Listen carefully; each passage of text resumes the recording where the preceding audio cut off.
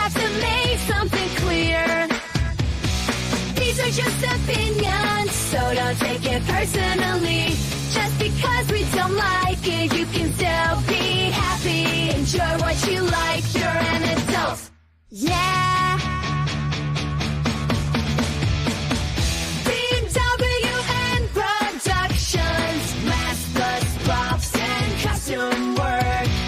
If you want a monster name, contact BWN Productions. Fast custom shirts, hundreds of t-shirts, all at reasonable prices. If you need custom work, contact Fast Custom Shirts.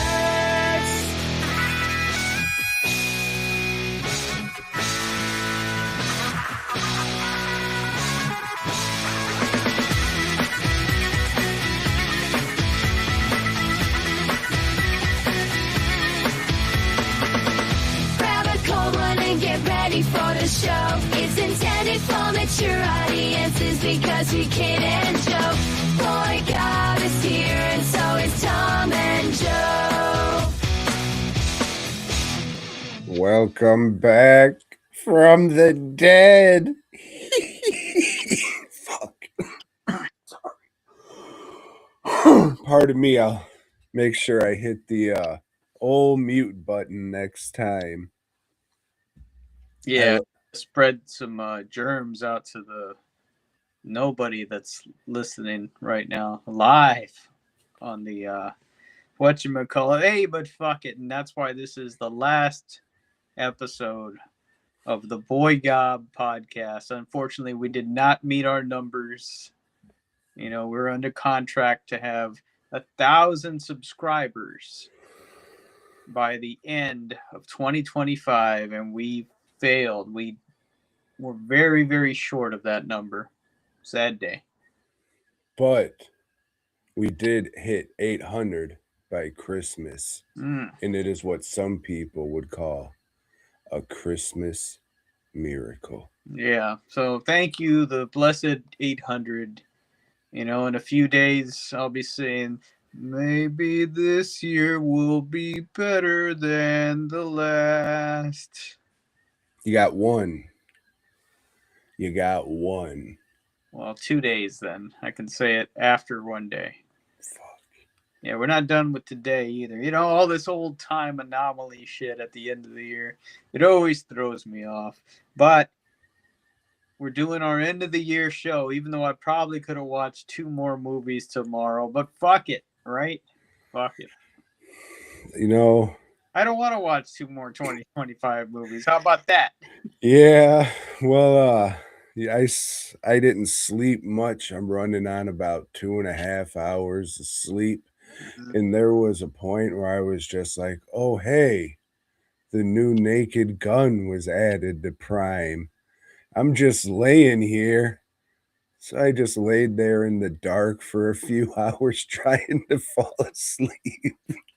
Because I was pretty done with this shit year for fucking movies. You know, the last couple, we were just like, you know, wasn't that this year was fucking shit. It was definitely a year of mediocrity. And That's a good way to put watch it. any of that because I reviewed that last week or the week before. And that's a good movie if you're trying to fall asleep. That's a good one. Well, Yosef, how was Crisplin's?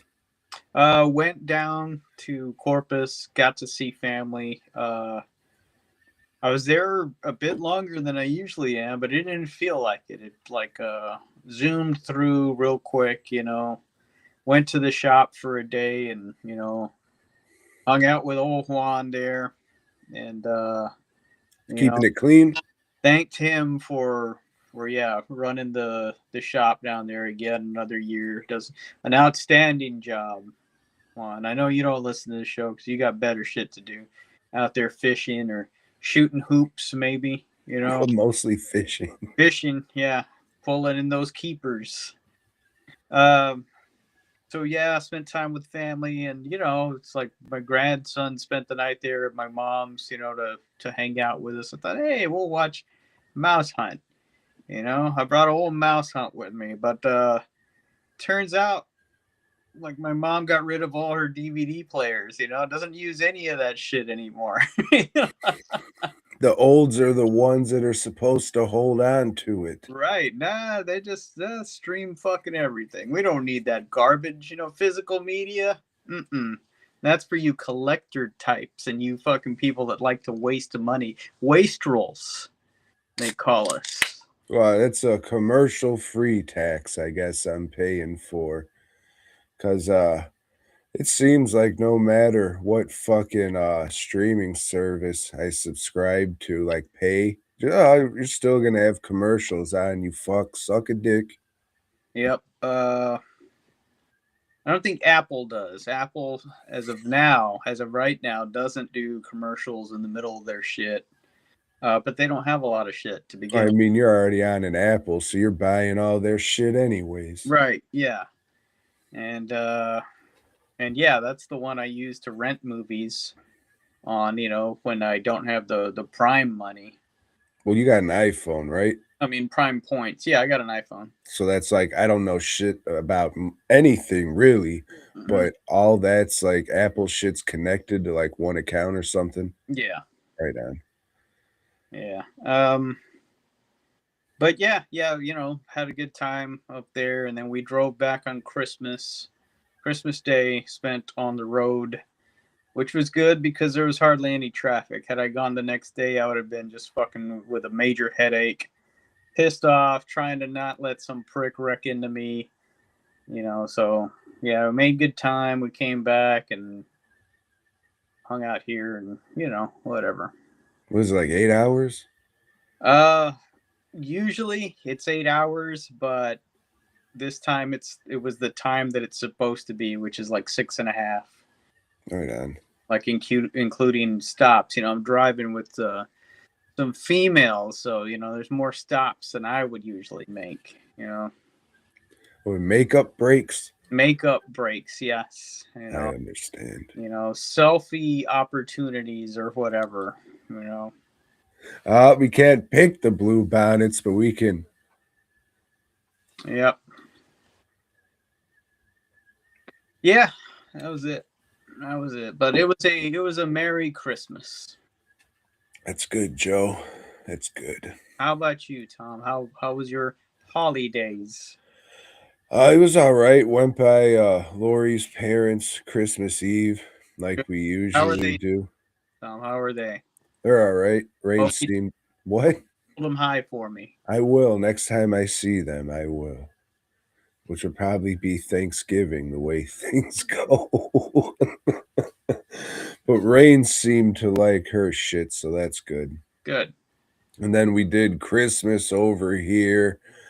It was good, I guess. It was one of those uneventful ones. Yeah. As Thanksgiving was, so that was good.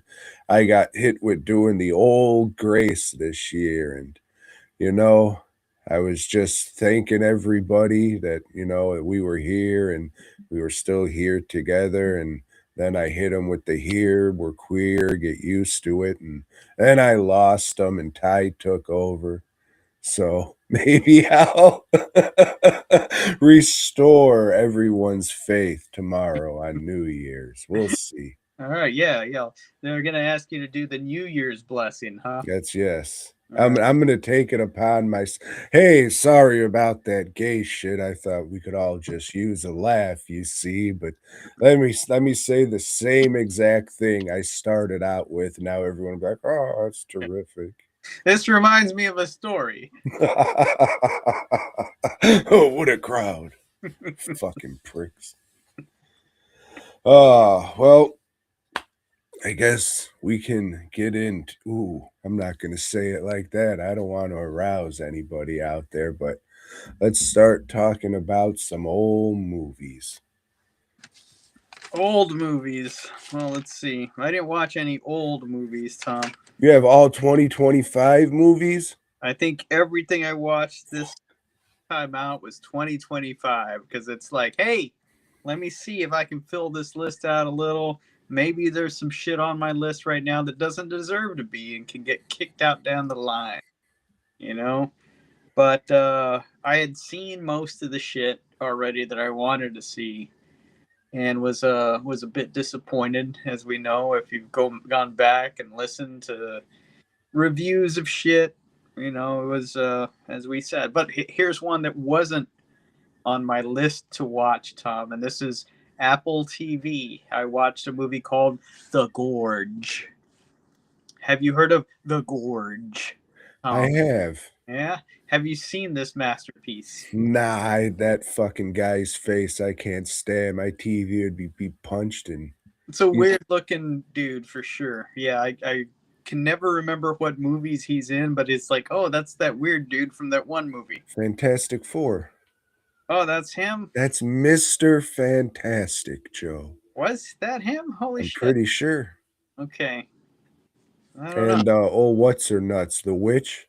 Yeah, the witch. Okay, so Sorry. Magic. yeah, very pretty girl. And What? too pretty to be playing What? an assassin. Last time you fucking called her a weird looking hoe. Did she She is grow weird. into her face? Yeah, she's an odd looking chick. That doesn't mean she's unattractive. All right. I specifically remember last time you calling her like walleye and flounder and shit. No, Tom, I have much respect for women. All right. Well, anyway, Tom, she is an assassin. She's a sniper type. She's a badass from Russia or one of them countries, you know, the Eastern Bloc countries, you know. And I don't know. She fucked something up. No, she did. I don't know. Whatever. Anyway, we see her making a badass shot and whatever, and then she goes and visits her dad, and you know he's an old sniper type too.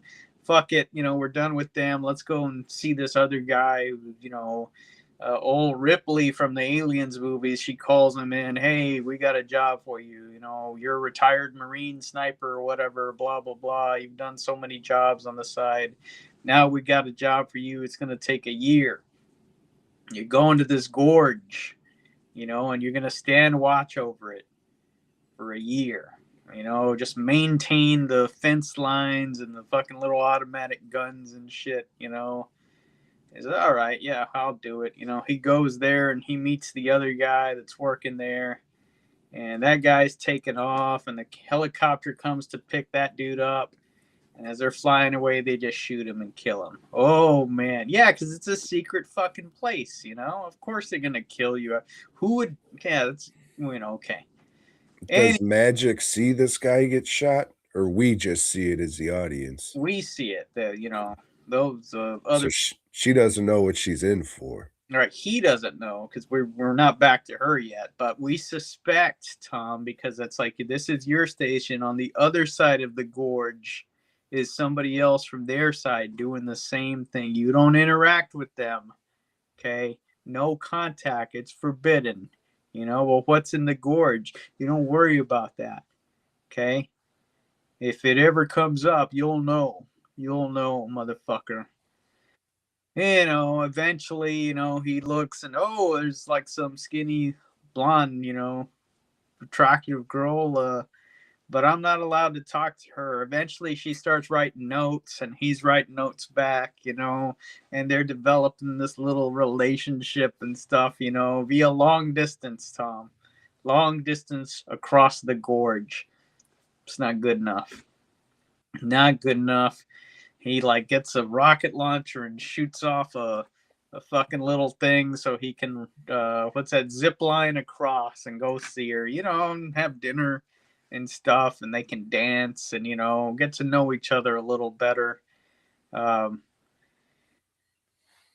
I don't know. And then so at some point there's like an alarm, and there's some creatures crawling up, you know, the gorge, Tom, the gorge. And what do these creatures look like? do you know who the Floronic Man is? Fuck no. Yeah. Well, they look like him, kind of, I guess, like Groot, but not like a lesser version of Groot. Are they humanoid or do they humanoid? Yes. Okay. Okay, well then, you know, as he's ziplining across, wouldn't you know it, the zip line breaks boom, and he goes down, and well, shit, she's gonna go after him. That's her budding sweetheart, you know.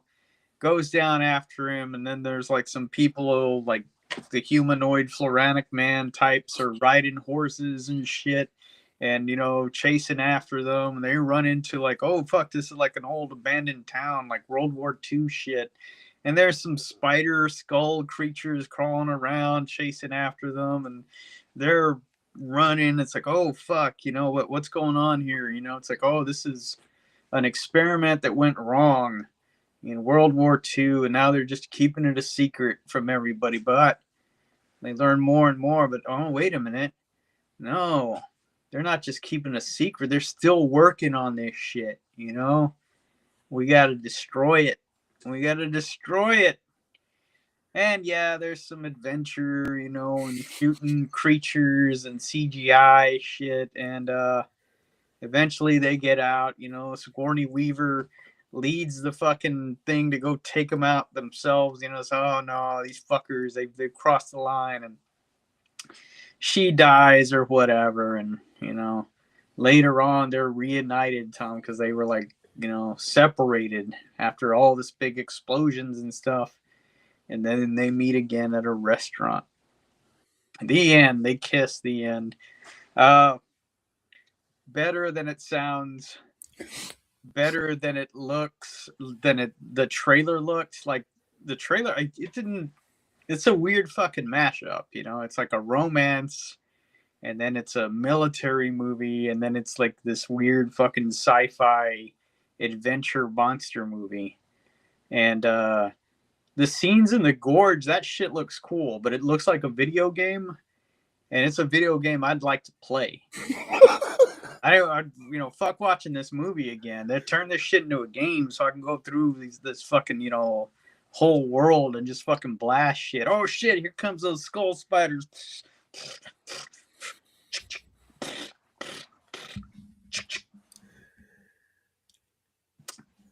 I'm interested to see what these creatures look like, so I'm looking it up right now. All right. I liked this movie. I didn't love it. You know, it's not a great one, but it was worth a watch. You know, it's a little long, but I don't feel my time was wasted like a lot of the other shit I saw this year. So, like a potato got like a lot of ears growing out of it and shit. Yeah. Right? Okay. Yeah. Huh. All right. It's all CGI, you know, but it's good CGI. Like these people that are doing it, they knew what they were doing compared to some other shit that we'll talk about later. You know, it's like they spent money on this fucking movie. You know, why didn't they put it out in the theaters? I think it would have done good in the theaters compared to like a lot of the shit that was out there. But Yeah, with that lady, like she has a draw, I thought, like a theatrical draw her name. Yeah. And even Sigourney Weaver, you know, there's all the Aliens fans that, oh fuck yeah, let's go support Sigourney. What a dumb name. Who would name their kid Sigourney? Hey Sigourney, what are you doing? Be quiet Someone over there, Sigourney. wanted a boy. Yeah. Fuck, what a dumb name. But the movie's all right, you know, and but nobody watched it. I'm surprised I watched it. Well, I mean, I heard of it. Yeah, like, they know how to market it, you know, because there's so many genres, you know, like, but you know, it'd be like a good date movie, I would say, you know, but I'm married. Fuck it. No, I can go waste time on it. It was good. It was an okay movie. Hey, Kathy Bradshaw, how you doing? All right, I was just about to pop that up, but yeah, they don't really market many movies these days. Like getting your movie marketed is like getting put in the the sponsored releases on Amazon or the homepage of Tubi or some shit. Like, or if you got big money, every commercial on Hulu. Well, yeah, that's like fucking for like studio movies and shit like that. Yeah. But I don't know. This is Apple Plus, it's like, and they spent money on it. Unless it's one of these things, where it's a shelter that, hey, let's make this movie and lose money on it. Or write it off later. Yeah, I don't know how streaming works, but if it's like specific to that, then you're really only promoting it to the people who fucking are subscribed. Or you're trying to draw in subscribers, but it didn't seem like they were promoting it for that purpose either. Yeah, I just listened to a review about it when it came out. So yeah, I'd be interested in this. No, all right then, and that was it. And I was like, oh, Joe watched that. All right. Oh, hey, Joe talked about that. All right. Yeah, and the only reason I did is because there's so little in the way of movies on Amazon or Apple Plus or Apple TV or whatever the fuck they call it now. And I go down the line, on all the ones that we pay for. Like, I feel I have to watch something to justify that subscription. Is it just a streaming service just to say, hey, we have a streaming service? I Or think, is it but the thing is, like, the majority of the stuff that's on there, it's their content. It's their Apple original shit. They don't just have like random movies on there. You can rent like new movies and things like that, through the Apple service or whatever. But all the shit that they have streaming, that's shit that they own, that they created purposely for this. so it sounds like this is a service that Apple made so they can sell movies to people who have iPhones and whatever computers and shit. And they just say, hey, we'll put our own content on here too to be like, come on, why not? Fuck you. Mm-hmm. Yeah, it doesn't seem like we're gonna get into the streaming game. It just sounds like, well, we got to sell fucking Mars Attacks to somebody who wants it for $3. So, well, I mean, the thing is, like, a lot of their stuff, I like a lot of it. Like, a lot of the series that I watch on there, I think are really fucking good. In fact, probably a couple of the best ones I watched this year were on Apple Plus, and I even was gonna give that Monarch show a try, Mighty Monarch, which is that whole Godzilla Monster Island show,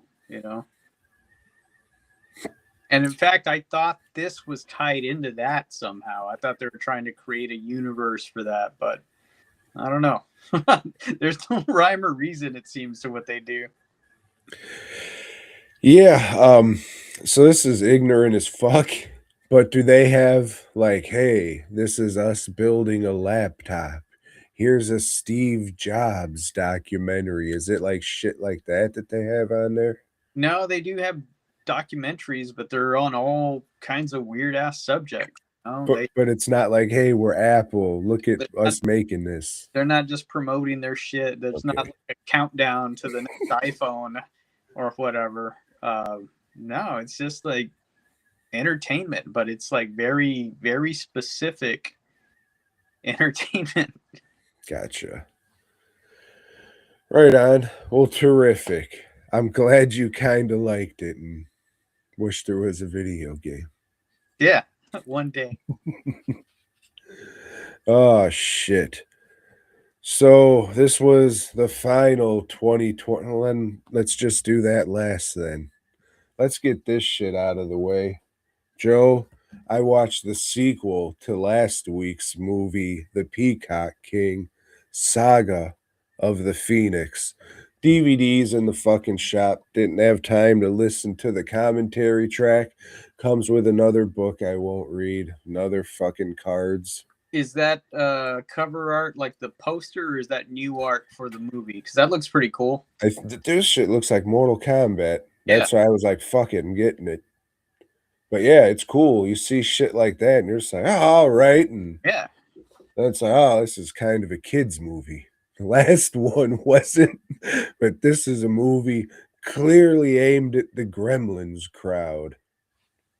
So old Peacock and Lucky Fruit are back, and the Hell Virgin is causing a little bit of mischief, spinning things one way when they should be spinning the other way, and well, we got to bring her back to the monastery or whatever those people call their temples. I think I was going to say whatever they call their religious temples.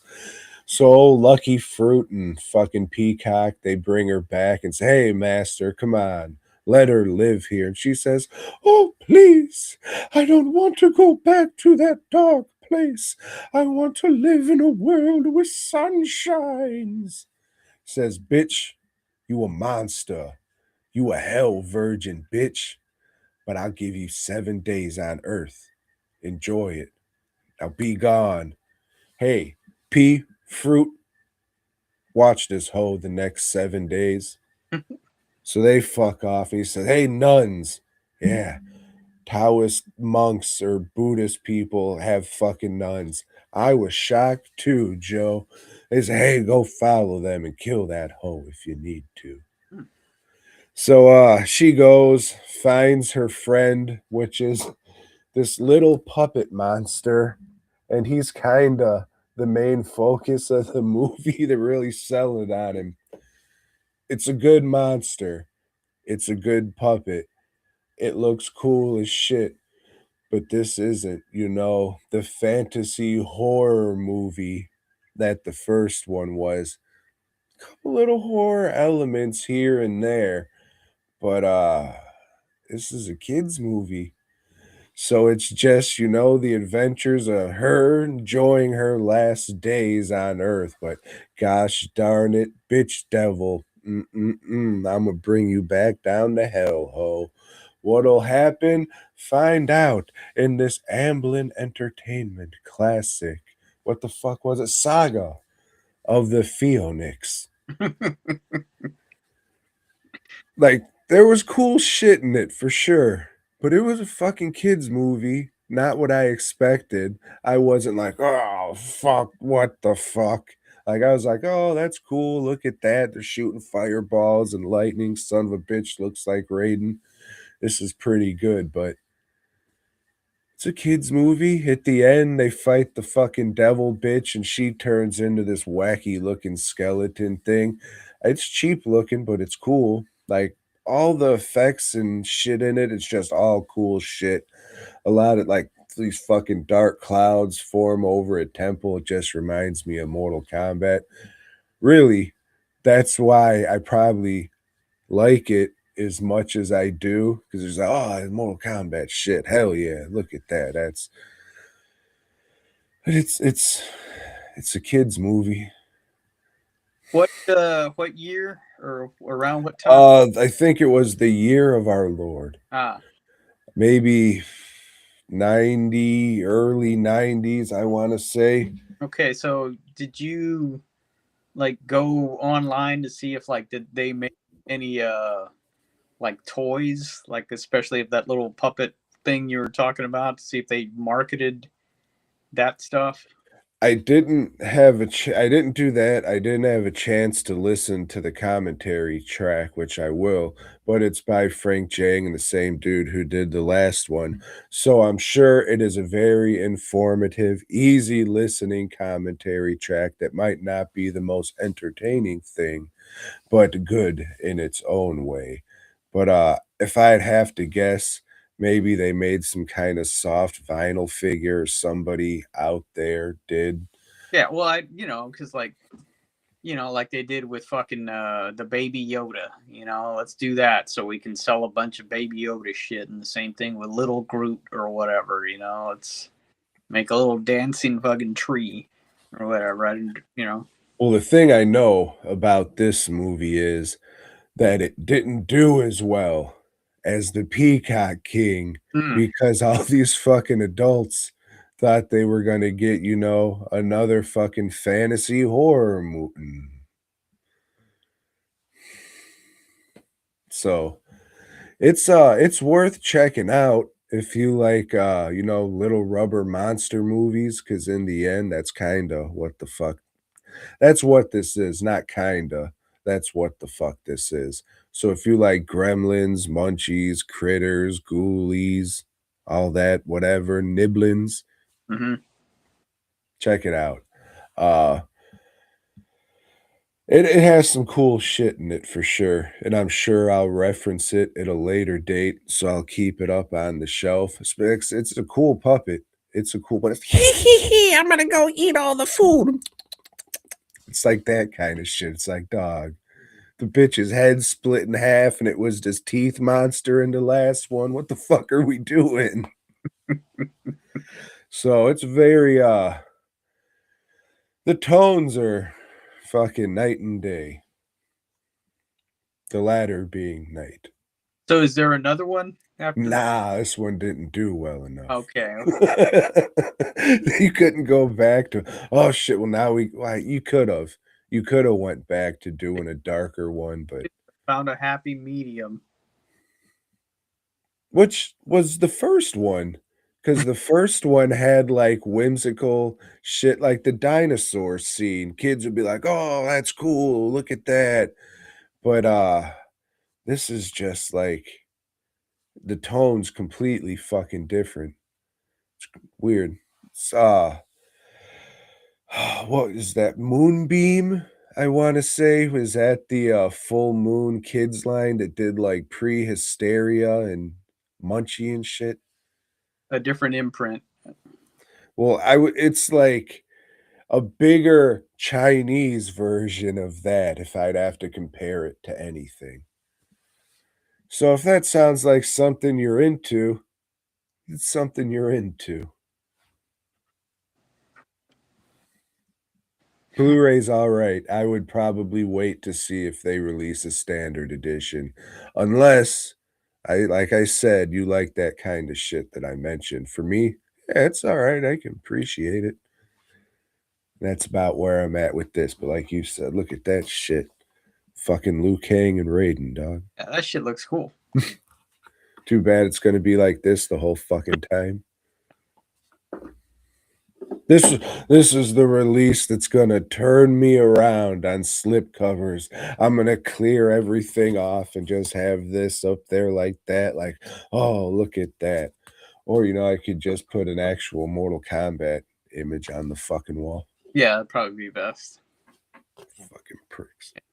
Too bad George Bettis never did a whole Mortal Kombat poster like he did with the whole DC and Marvel universe and everybody else and everything. But anyway, Tom, 2025, I'm rushing through to see all these movies, and here's one called Custom. Have you heard of Custom? You know what I heard of? Fast custom shirts, hundreds of t-shirts, all at reasonable prices. Yeah. So the Custom scene for adults, Tom, has I guess overtaken the mainstream, making adult films and stuff like that. You can contact people that will make custom stuff catered, to you. You can tell them, hey, I'd like to see a scene like this, or you can even write the fucking script, and they'll charge you according to what you want, And you're talking about like actual porno movies. Right. Yeah. Okay. You remember Wave Entertainment or whatever when they would say A young lady named Corey Chase, and she has a thing called Corey Chase Customs, and whatever. So this is about that, and I guess since like what are some of these sites like OnlyFans or whatever? I've never been on an OnlyFans, so I don't know the limitations of what they can do on those. I think they can suck and fuck. Okay, but like at one point, Pornhub opened it up. And What? Pornhub, and has Pornhub community, and they, I guess, do a lot of custom stuff on that. So this is what this movie, Custom, is about. It's about a couple that that's what they do to make ends meet. they get solicitations, and yeah, all right, we'll film this for you and whatever. In the meantime, this guy wants to be an actual filmmaker, and she wants to be an actual photographer.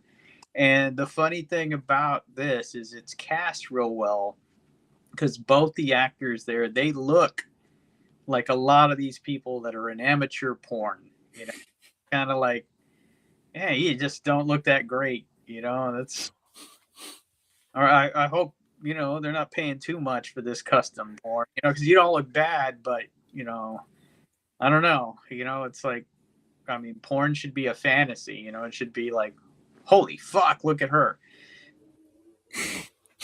But, I guess, people do what you want. So anyway, they get a custom job. It's, hey, this is something you're going to do, and you're going to film it on this, with this camera, with this VHS. And what?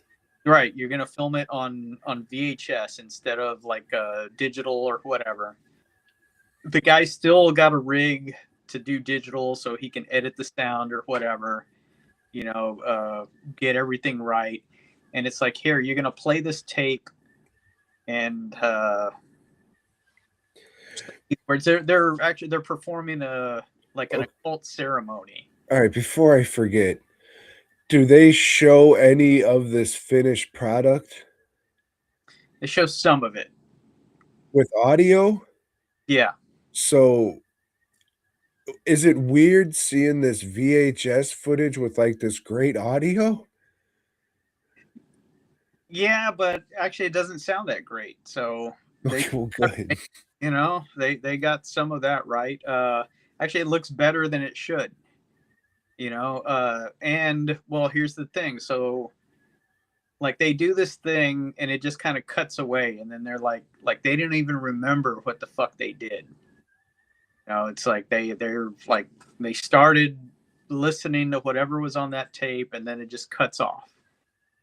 They don't remember. The guy's freaking out about it. The chick, she doesn't give a shit, just, whatever. What's the next thing we got to do? And the thing was, hey, you don't look at the tapes, don't look at the whatever, but he's got it backloaded. So of course he does. And like they're, I don't know, they're like in a trance, and he's freaking out about it. He's trying to figure out who it is that's setting this shit up. And like, they're starting to go through changes. He's starting to feel more emaciated. They do another one, and it's the same shit. And it's like, it's intriguing because it's real ambiguous. It's like, where the fuck's all this going? And you know where it goes, Tom? Fucking nowhere. Nowhere. It pulled me in. It's like, fuck yeah. What's the reveal gonna be? I don't know. We didn't write that. We had this idea, but didn't have any idea where to go with it. And yeah, I mean, okay, we're back. Shit. Damn it, Tom. Oh shit. Well, I guess the ghosts of whatever happened got Joe, or wait, hey, he's back. Okay, so yeah, so that like it was good. It was well done, and the characters were believable, but and its strength was its ambiguity, like, god damn, the mystery of it all. We're not going to solve any of this mystery, and I don't mind that a lot of the time in these occult type movies, but you got to give your audience something, you got to like give you something to at least think about later. Oh shit, I wonder if, but nah, nothing. No clue as to this or that. Just a bunch of bullshit, and I was angered by it. I'm sorry to hear that, Joe. Up until the point you said, oh, and then this guy started getting emaciated, I was like, I thought this was a documentary about these fucking porn stars shooting their own content for people. I didn't know this was an actual movie. No, I did listen to a podcast about that, and that was like much more entertaining than this. You know, that Oh, is shit. the resolution to it. You know. All right, Joe, hold tight. I'm going to take you off and bring you back quick because you're out of sync. All right. Hello. Say something. Say something, Joe. Yep. You're out of sync. You want to try going out and coming back again? I guess so. Fuck. Bullshit. I'm glad this is the last one. Yeah, I was confused as shit because I thought, well, this doesn't sound like a documentary anymore. Fantastical things are starting to happen, and you know what? I think these little cans got to me. That's what I think. Hey, Joe's back. Fingers crossed. Why isn't he showing up?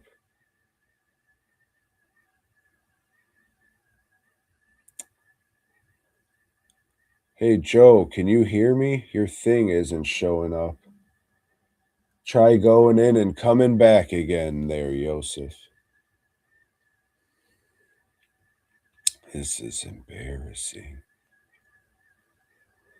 I click off of this. Click on this. Yep, Joe still isn't showing up. Oh, there he is.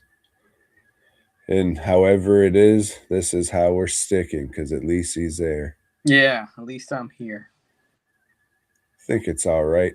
All right. Might just be your connection for the moment.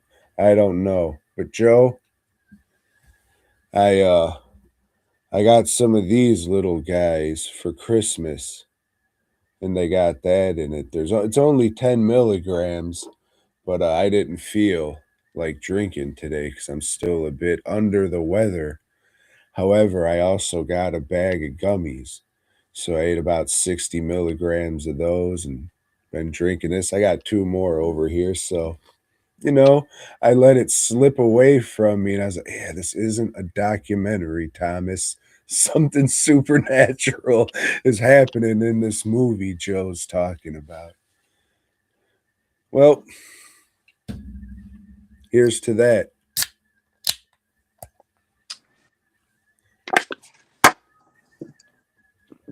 I watched a movie called Friendship. Friendship again? Have you heard of it? I remember seeing the trailer for this, and it was just like 2 guys walking. 2 guys walking, 2 guys talking, trying to form a friendship. Joe, this is from the fine folks who brought you black t-shirts A24. Last couple years spreading their wings. And I forget this fucking guy's name. He has a sketch comedy show I was going to watch. Tim Robbins. Who? Dave Attell? Oh, no. David Alan Grier. That was it. My bad.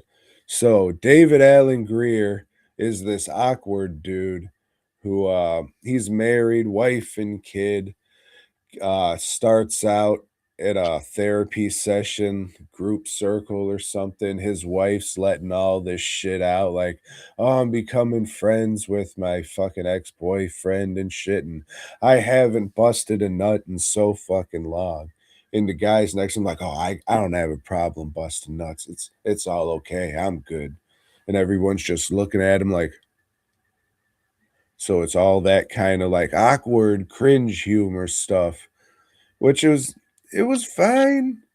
I didn't laugh out loud once, but I was like, oh yeah, this is kind of funny. And then old Ant-Man moves into town, and old David Alan Grier gets Ant-Man's package by mistake, so he takes it down. Hey, bud, here's your shit. Sorry.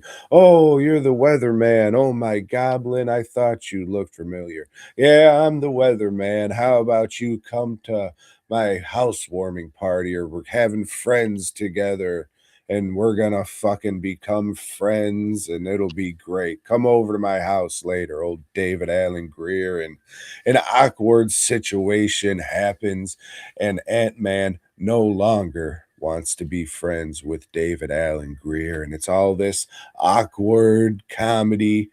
If you like the kind of live action stuff Adult Swim does or did that, had me stop watching, except for Venture Brothers, you'll like this. I could see the appeal of it. Like, I didn't hate the movie. And I was like, oh, I guess funny, I guess. I never went, oh, fuck, you got me. So it's a remake of the Cable Guy, is what you're saying. Maybe, but I mean, kinda. It's not specifically this profession and that, but it's the same shit. But Tom, and here's what we all want to know. Spoilers ahead, everyone. Do they become friends at the end? He gets arrested because dude breaks into his house, steals his gun. David Allen Greer breaks into Ant-Man's house, steals his gun, and then he comes back just like, hey, pulls his gun out, come on, let's be friends, all this blah, blah, blah, blah. So he gets arrested, and Ant-Man smiles at him at the end, but he's all fucked up in the head, so who knows? He was moved, like the fucking David Allen Greer was moving. His house was up for sale. That's like one of the first things they say. Oh, sorry, couldn't become friends. I'm fucking moving. Oh, hey, come by and hang out anyways. And he never moves. So, I mean, they probably didn't become friends because now he's going to jail or he's moving. Do they play the song, Why Can't We Be Friends? Why Can't We Be Friends? They don't, but that is what some people would call a classic. Right. Yeah. I liked when they used it in a B movie. Did they play the song, Friends? How many of us have them? Friends. Ones we can depend on. Friends. Nah, that was another missed opportunity. Yeah, it looks like this was not a very planned out film. I mean, it was. I could see the appeal. I just didn't laugh, and that sucks. It's a comedy. I know it's very subjective and all that. I could see this guy being funny in a sketch show.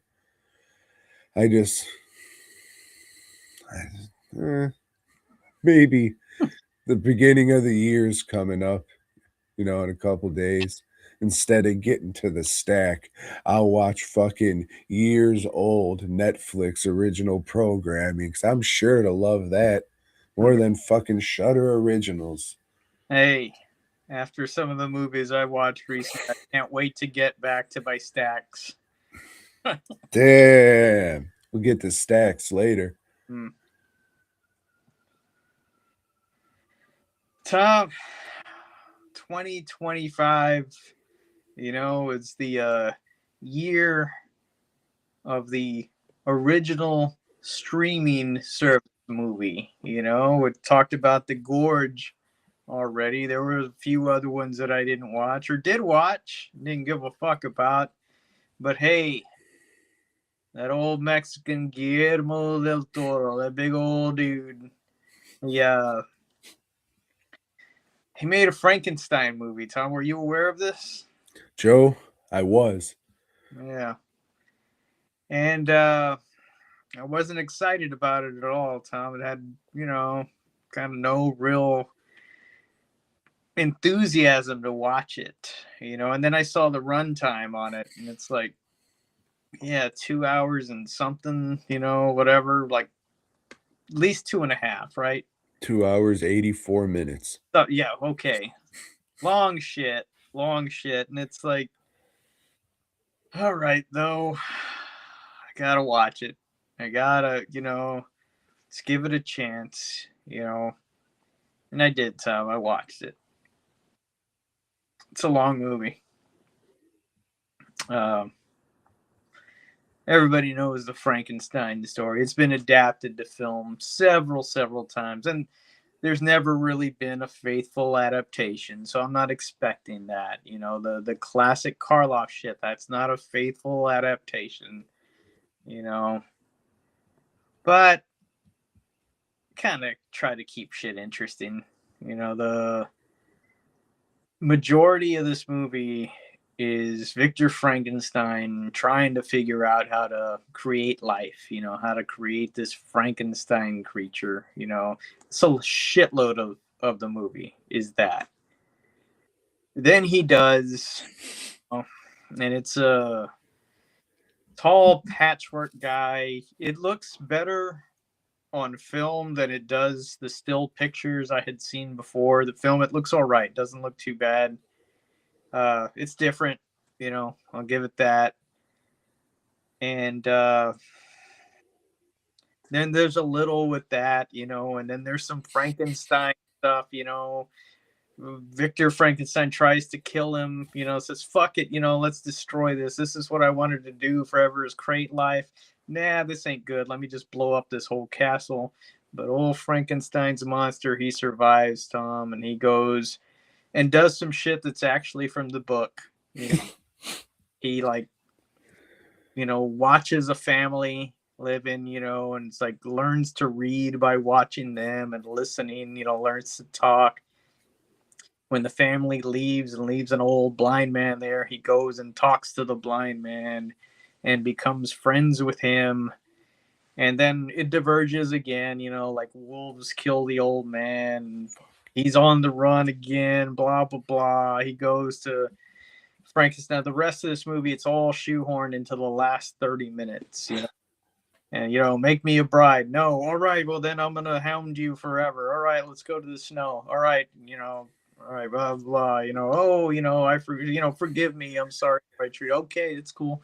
Joe, you know what I'm picking up from this review? You're not very into it. I didn't like it, Tom. I didn't like. There's a whole there's a character, Elizabeth, which Elizabeth. And in the novel, that's Frankenstein's bride to be or whatever.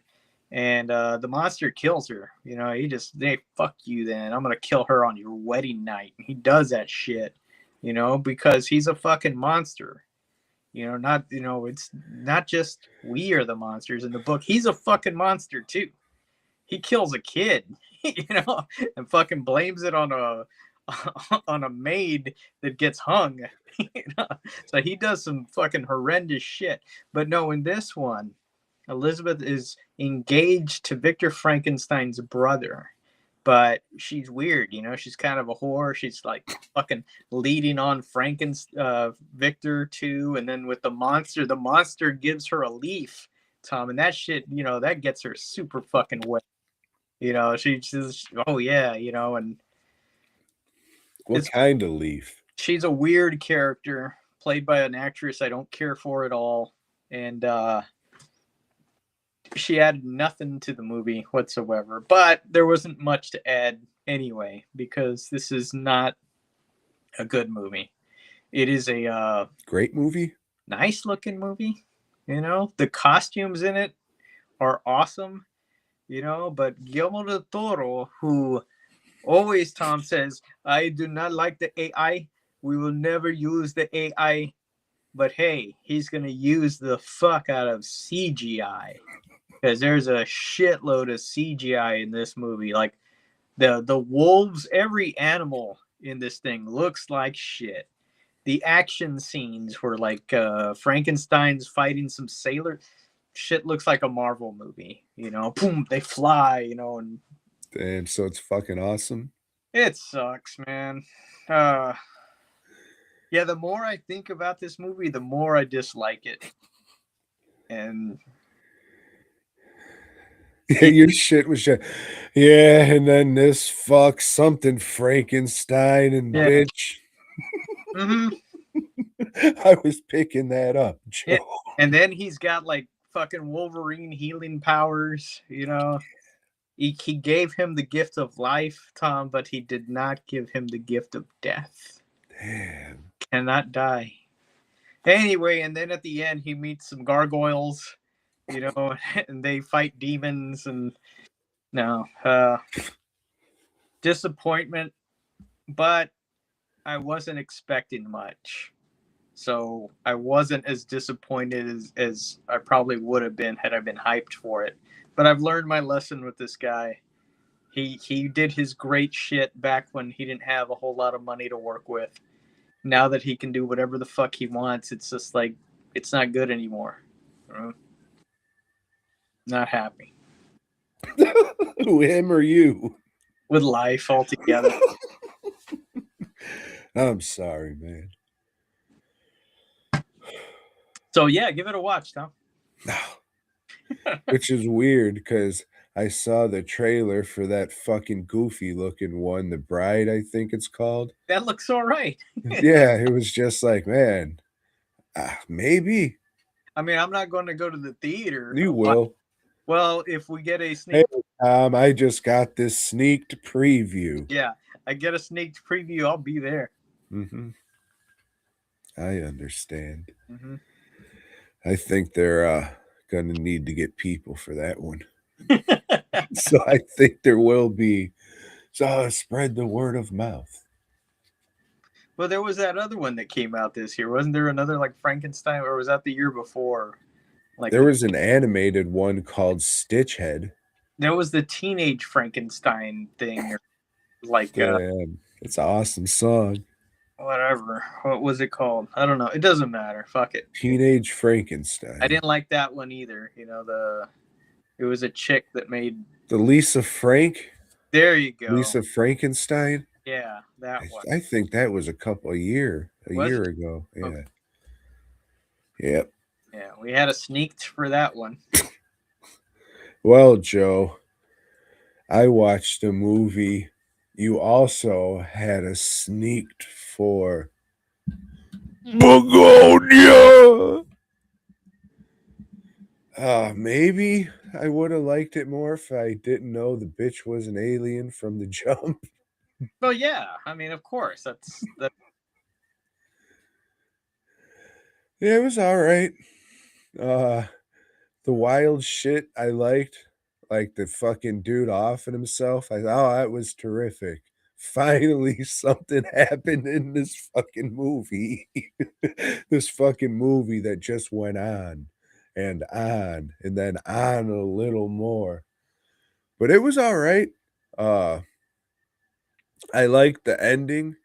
Like, I liked the idea of the ending. I didn't like the execution. It's like, you can do like 5 and we got it. You don't have to do 35. It's like, we got it. Just show, 5 different kinds of people and we got it. It was dumb that the animals were still alive. Like, it looked fuck.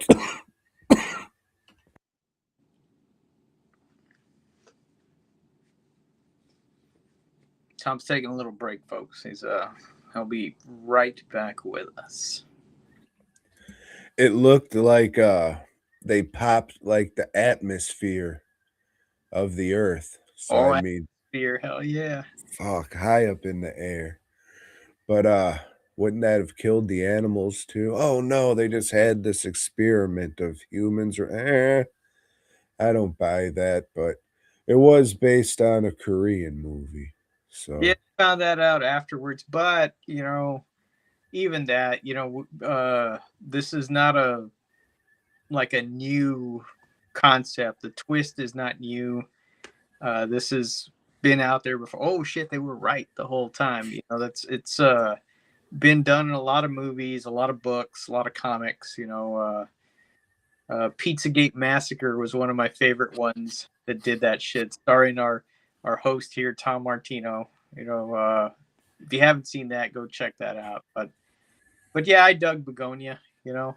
you know, in my review, I talked about how much I liked it. I'm sure it sounds like I didn't like it. It was all right. It was fine. It was a little long for sure, but it was like, yeah, I got it. Just watch people act. I guess that's a movie, Yeah. but it's a little arty. Like I could have gone without the Alicia Silverstone floating up in the air like a balloon with his fucking symbolism and shit. All right, I understand. It's your movie, but doesn't mean I have to fucking dig that shit. But that dude shooting himself in the fucking head was awesome.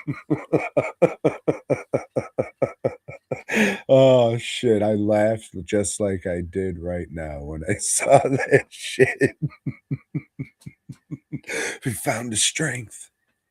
I think that was another thing in that in the theater at the sneak preview where I'm laughing and maybe one other guy in there laughing, everybody else is like Because you knew it was going to happen, and then she just fucking went the extra mile and spit out that blood. It was like, that was terrific. I mean, how else could that go? You know, it's like, yeah, there was nothing surprising about this movie, but I knew that from the trailer. Yep. Watch it. Don't. I don't give a fuck. Joe will talk about it later. Yeah.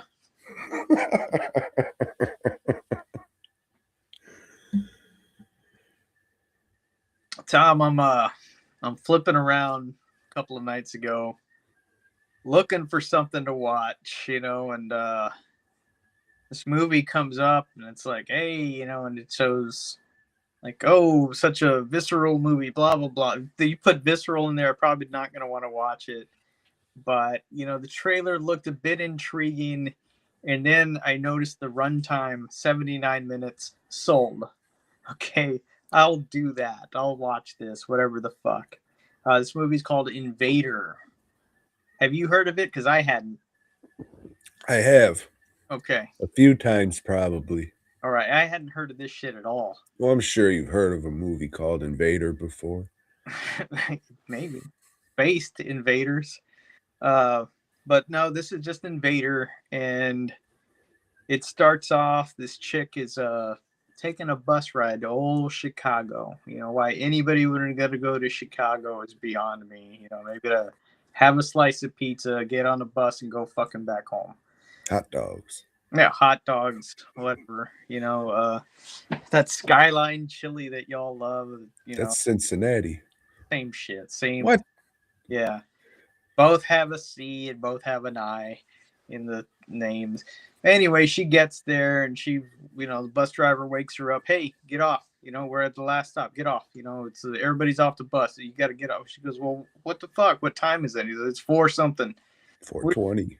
We're supposed to get here at 12. Yeah, we ran into traffic. Get off. So she gets off. She's at the bus/train station. And like, there's nobody there. I was like, what the fuck, you know? And she calls her cousin because that's who she's going to see is her cousin. And like, her cousin's not answering the phone. It's 4:00 in the morning. Of course not. She calls her dad and says, hey, you know, nobody's answering. He's like, hey, you know, I got called into work. I got to go, but I'll give her a call. Tell her to call you. He goes, it's late, you know? She decides, well, I'll call a cab and, you know, cab on over to her house. The cabbie gets there. He's a weird looking motherfucker. She's a woman. So she says, nah, fuck this. I'm out of here. You know, I was like, no, thanks. He goes, hey, what the fuck? You know, and he's mad, you know, because he's a man, you know, then he starts, you know, following her. So she takes off, whatever, you know, runs off and then, you know, finds a place, holds up for a little while and then decides, you know what, I'm just going to fucking walk it. Not too far. I'll walk it to my. So we watch her walk for a while. I was like, what the fuck's going on? You know, what's up with this movie? And finally she gets there. No answer at the door. You know, she leaves her bags and she knows where her cousin works. So she's going to walk on over to her cousin's place. So, yeah, we follow her, you know, see the shitty streets of Chicago and whatever. She gets there. Nah, she ain't showed up to work. and just fuck it. Well, I guess I'm walking back, and then she sees a car. Oh shit, that's my cousin's car. It's just in an abandoned parking lot. She goes and looks through it, and there's like a bloody screwdriver there in the driver's seat. It's like all open, just all abandoned. She starts walking back to the house, and this guy pulls up next to her, and it's one of the guys that was working as a stock boy in the store that her sister works. They say, hey, where are you going, blah blah. Like, hey, don't talk to me. This is a fucking guy, and she's a woman, walking alone and shit. He's like, no, I know her. She works with me, and it's like, I'll take you over there, and I don't know. They get to the house. And let's just wait here, and nobody's answering the door, and it's like fucking weird. He goes, well, here's what we'll do. We'll just call the cops, and just tell them that there's a man with the gun at the house. They do that, and the cops show up and knock on the door, and some dude answers the door, but it's not her cousin, Tom. It's not her cousin's husband, or it's just some fucking weird dude. It's like, well, what the fuck? What's going on? But I didn't tell you this, but the beginning of the movie, first 5 minutes is just this guy in this house, and he's just destroying it. Just like going around with a sledgehammer, breaking this shit, breaking that shit, and just fucking this whole house up. Listening to Limp Bizkit? Yeah.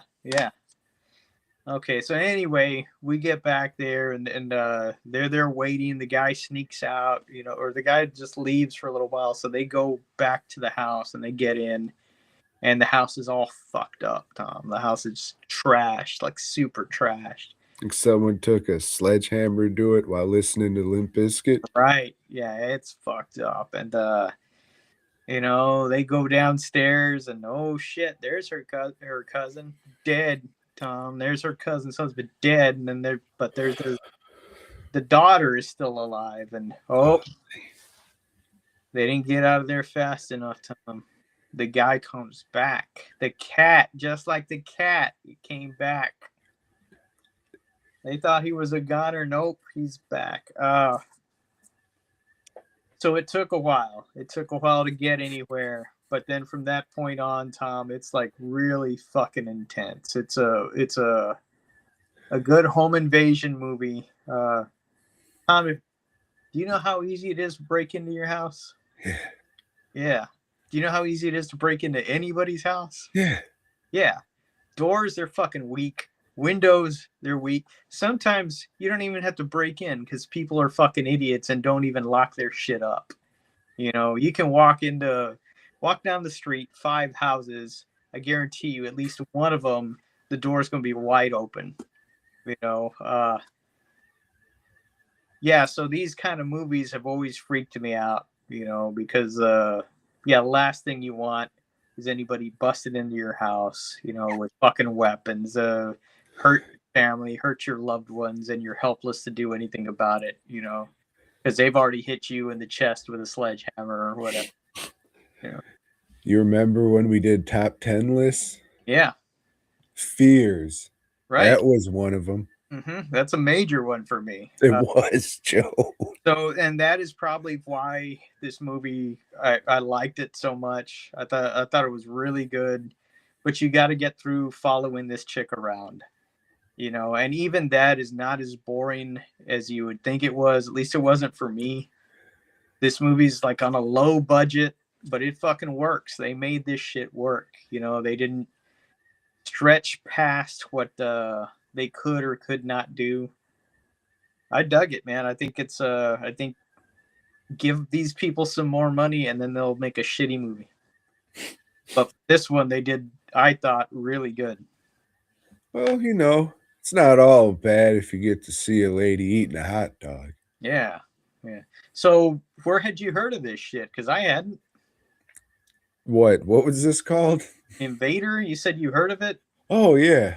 I'm sure there's been like an 80s monster movie called Invader or The Invader. All right, I get you, but not this one. No. But hey, George says hi, and he hopes your night's been good. Yeah, I can't see the chat anymore. It's all right. He just wants to make sure you're good, and we want to make sure he's doing good. All right, yeah, George, take care. It's George Perez. Mm-hmm. Sorry, Perez.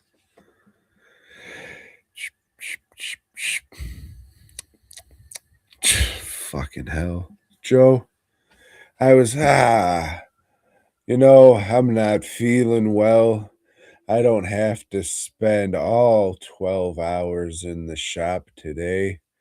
I punch out after 10 and, go watch a 2025 movie with all these no rush reward points or credits, whatever the fuck Amazon calls them. Use some of that PTO you've acquired. One of these days, probably for when my eventual stroke and or heart attack happens. I got to save them up for that. Yeah. Oh shit. Oh, this movie. So I rented a movie called The Plantation. Have you heard of it? No. All right. So in this one, two interracial couples go to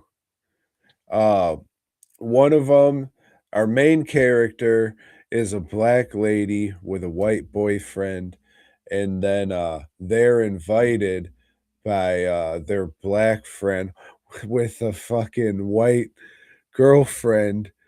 And this takes place in Louisiana, and everybody's doing their best Southern Thomases.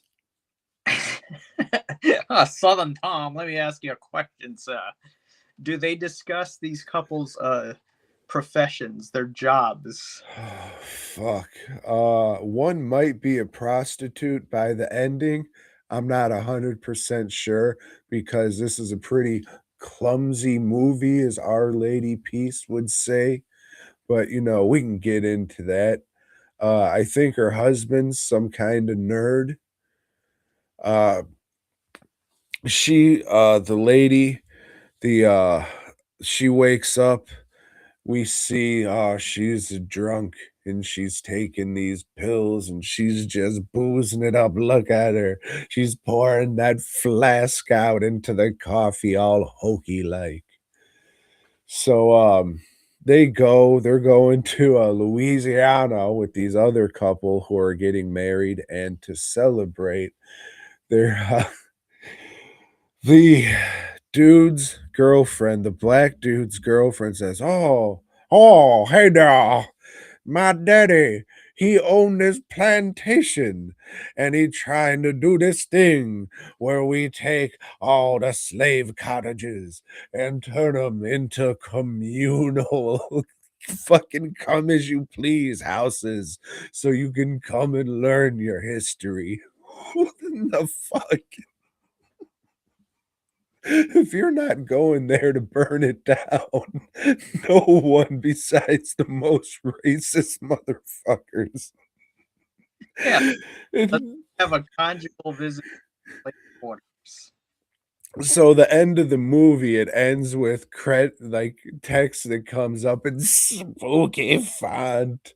It says, "Hey bitch, this shit really happens. About 10 years ago, the fucking descendants of the slave masters opened these fucking plantations and slave houses to the public so they can remember their roots." Pum pum pum. So they go to the plantation, and of course it's all talking like this, and they're all fucking weird. Of course, the black lady feels very uncomfortable. The white lady is obviously in on the shit since she said, "Oh, my daddy, my daddy." So they go to the first fucking slave shack. They're all in there having a good time, and then fucking old fucking I don't even know what, like, the fucking head hillbilly or this head old boy. He's like he's wearing like a golf uniform with like golf shorts and shit. He's like that kind of guy. Then he has two other like slack jawed fucks with him. And they're saying shit like, "Hey boy, dance for me," and shit like that. The guy's not getting pissed off. The girl is like, "What the fuck?" This is so they get drunk and drugs, like, oh, what happened? Oh, I don't know. Let's go to the next one. So they go to the fucking next. Oh, yeah, this is a nice one. Let's sleep in here. Hey, more weirdos come back and drug them. Oh, this is weird shit. What's going on? These are the original fucking owners, and they had to sacrifice black people so they could fucking stay young. It's like, oh, you couldn't even protect your own kid from getting shot there on the streets. Just come live with us. You'll be safe on the plantation. This shit sucks all the dicks in the fucking room, dude. Dude, you're fucking selling it. I kind of want to watch. Yeah, it sounds like that's why I watched the trailer and I was like, "Oh no. No, no, no." Dude, I was watching this shit, paying attention to the lighting, like, wow, the gaffer they have is way too good for this fucking movie. It is so fucking clumsy. Did they play the B-52 hit Slave Shack? No. Slave Shack! Slave Shack, baby. Come on to the auction and bid on a slave, and then we'll have a rave. Slave Shack, baby. No? No. Okay. No, it was a lot of wow, like, you know, that generic horror music. And it's all just handled so clumsy, just clumsily. It's like flash. So, uh, the uh, the black lady and the black dude, they end up at the bar by themselves, and it's like the way that it's shot and flashed into each other, it's supposed to look like they just well, it shows them fucking, and then it's, "Oh, that was just going on in her head." Like, that's how it was edited and all that, but it wasn't. They just casually bring it up like they actually fucked, it was like, "Wait, what?" That editing was fucked then, because you obviously "Oh, sorry, I was just thinking of fucking you," like, that was the cutback from the fuck scene. Like, it's a very tangled, messy, clumsy movie that, this they're like, you were just like, "Yeah, man, I wanna watch this." So did I, but this ain't it. There's a good, entertaining exploitation horror movie to be made based on this goofy shit. Yeah, the whole setting of a plantation could make for a great horror movie. There's one I reviewed last year. I think it was called Oracle. Yeah, maybe it was Oracle that made a list because yeah, it sucked, and it's like this is a formula for fucking success. You know, you just need a good story, and there's all kinds of shit you can do because there's already horror in that setting. You know, all the atrocities and shit. And then the ending, just like fucking most 2025 movies, it's just a wet fucking fart. And it was just, god damn. So I'm just like, all right, fucking the only other person on Letterboxd who reviewed this, they gave it 1 star like I did. They just fucking put a skull emoji. No fucking review or anything, just that. They didn't want to waste more time. So then I seen the picture of the fucking guy who directed this. It's like, oh, that makes sense. He's just like all there is shirtless pictures of him on the internet, like he's a fucking Calvin Klein model or some shit. It's like, why the fuck is this dude making this fucking movie? Shit's crazy. Fuck no.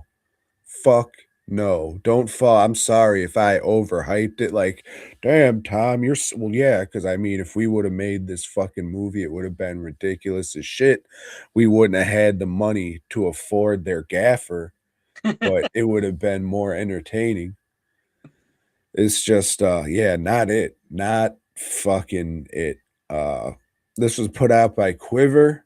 It should be embarrassed that I gave them Amazon credits. They're charging people for this. Like this just came out this past Friday. So I was like, fuck it, this looks like it could be something. And last fucking thing of 2025. So that figures.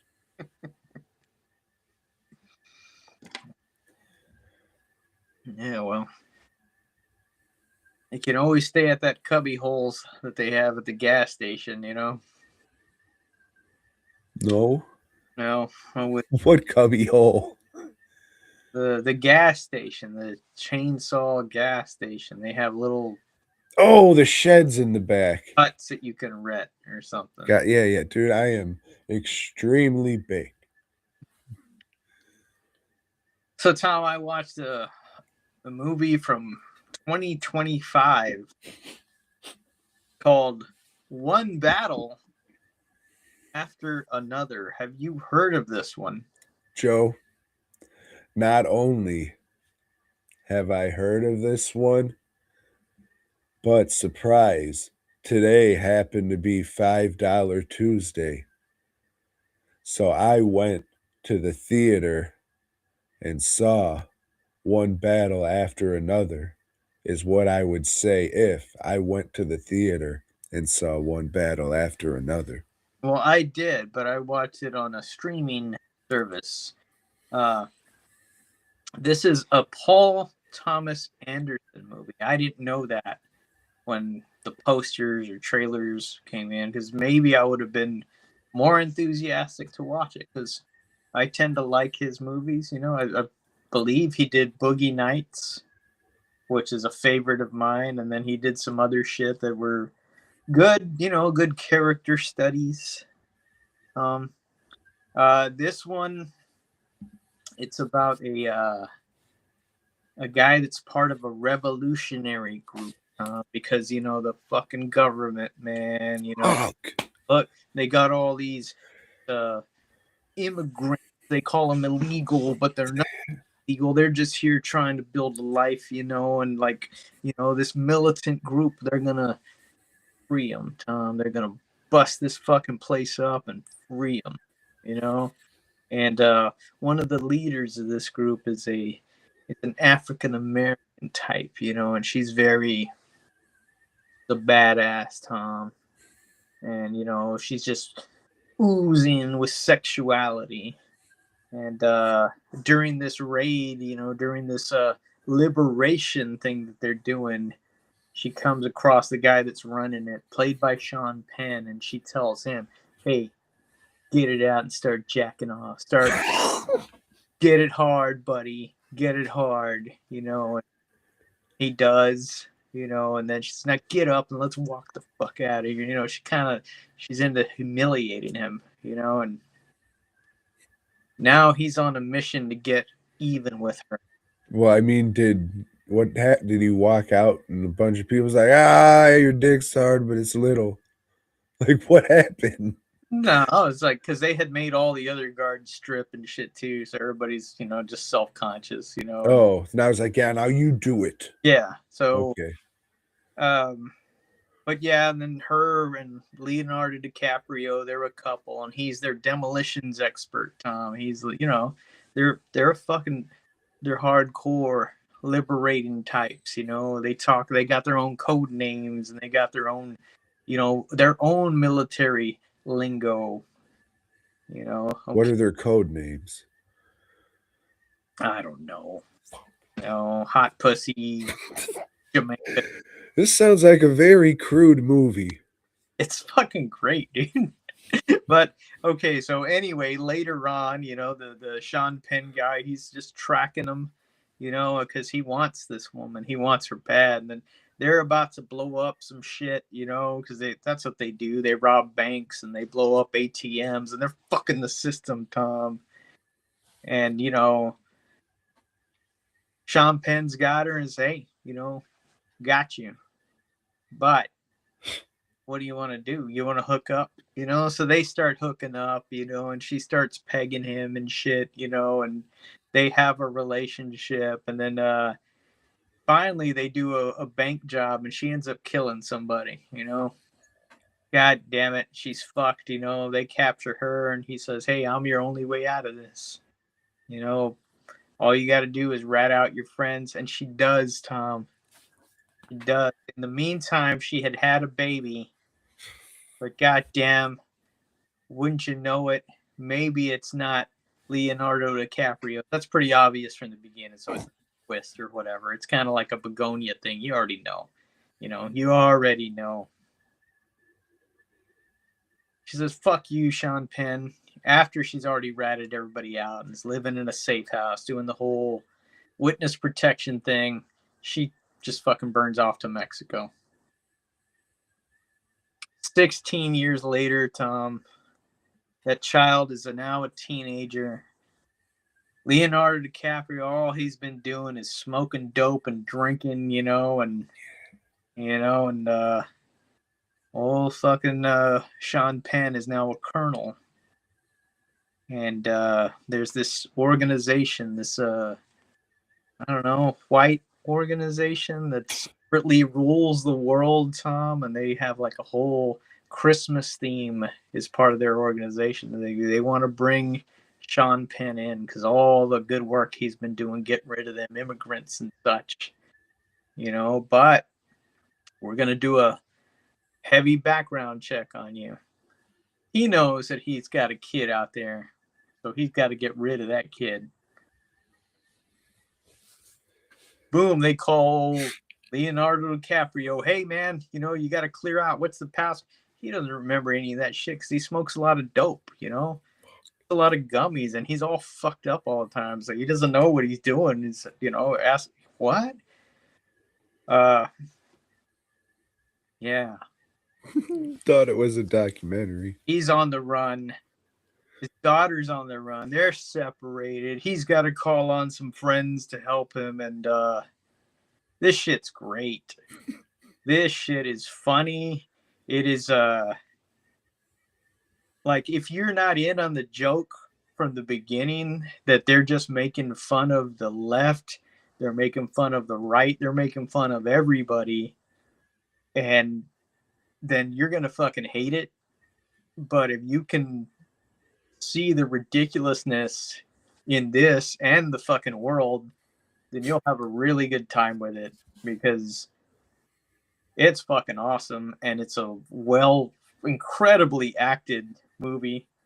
A lot of the shit is overacted because they're overacting these personas.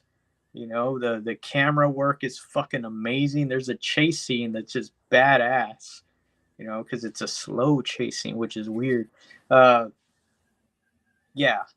is, I'd say, one of the best crafted movies I've seen in a long time. No fucking CGI wolves or anything like that. This is, I was very, very impressed. And it's a long movie. It's like 2 hours and 40 minutes. But to me, I was just like, I wasn't bored one time. It's got some funny shit. This made me laugh a whole lot. Highly, highly recommended. Would you say it's the funniest movie of the year? Hold on, let me look at my list.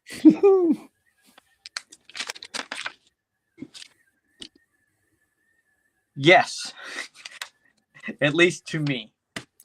Well, maybe I'll look into it. I don't know if you'd like it, Tom. It's well, good. Maybe I won't look into it. Good,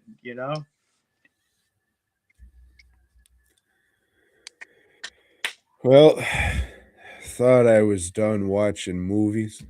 2025 movies, that is. But I wasn't. Because I couldn't sleep. Got these credits. Might as well use them. So, I watched the hit 2025 movie, Kombucha.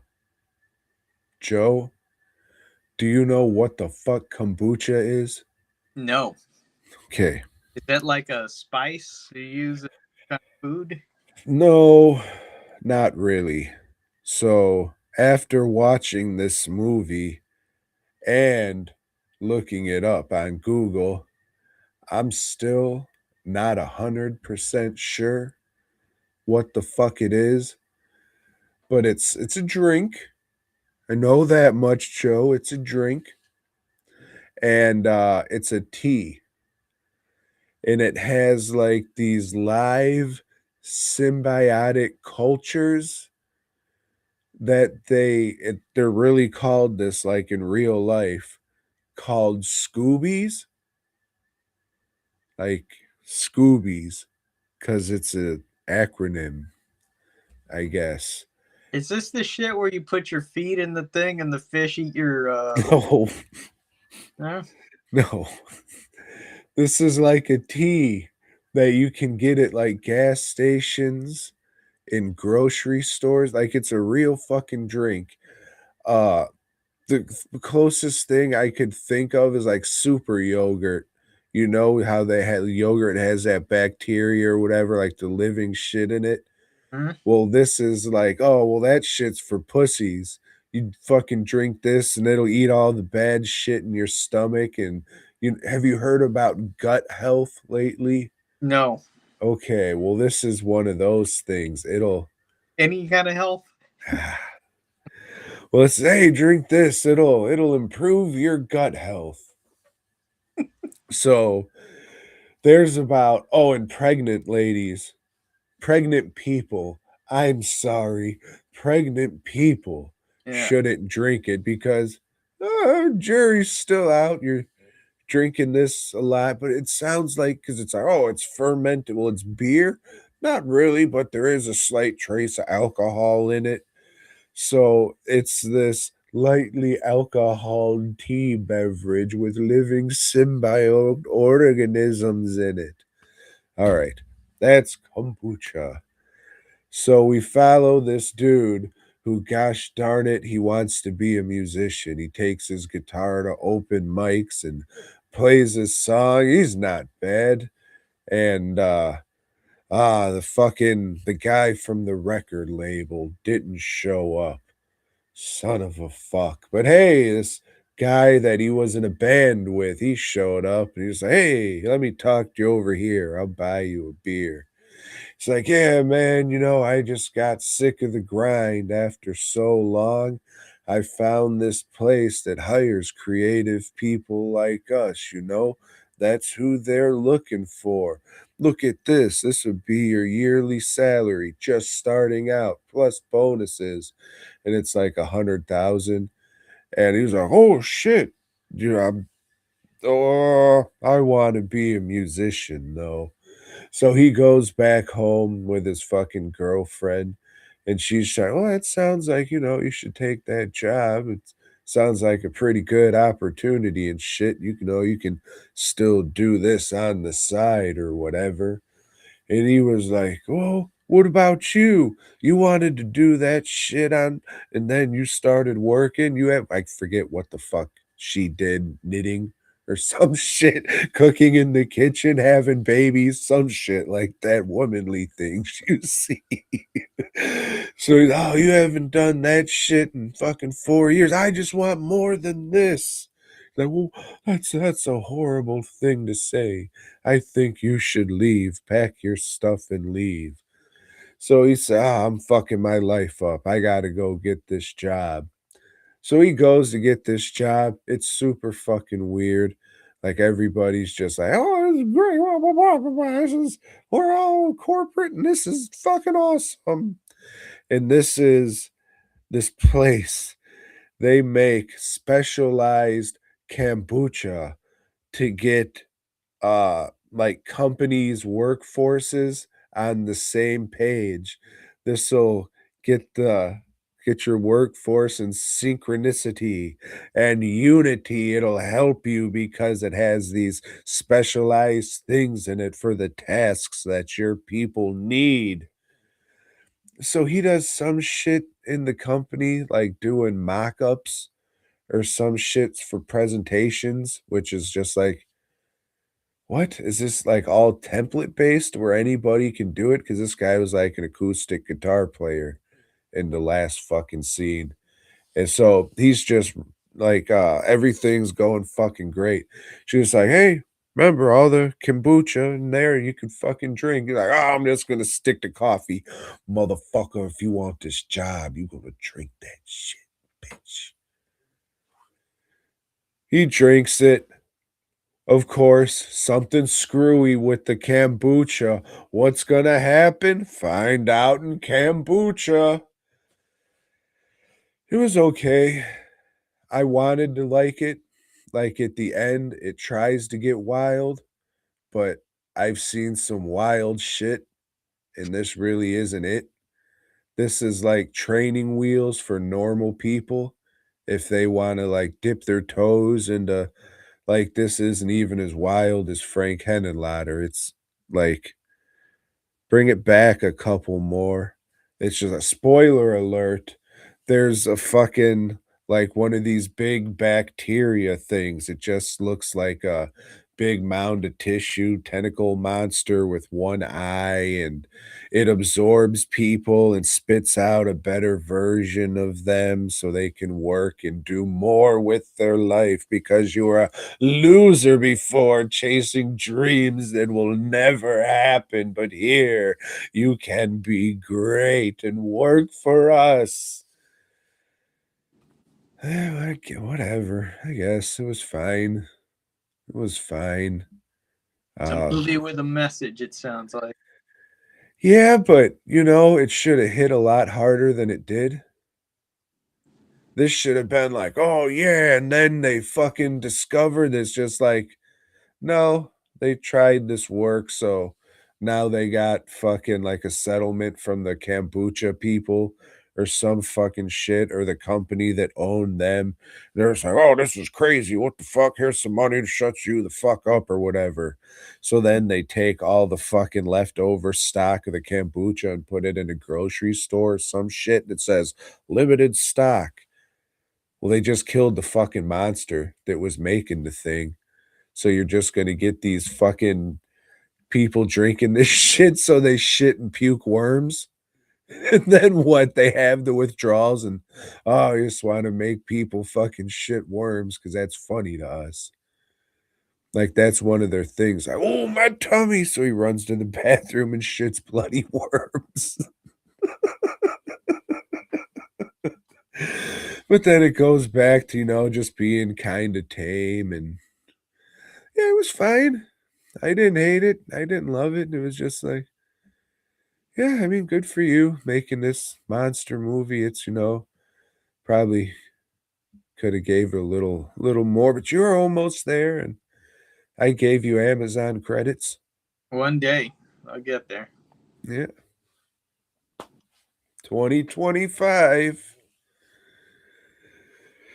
Hope that's it. Hope that's it. Yeah.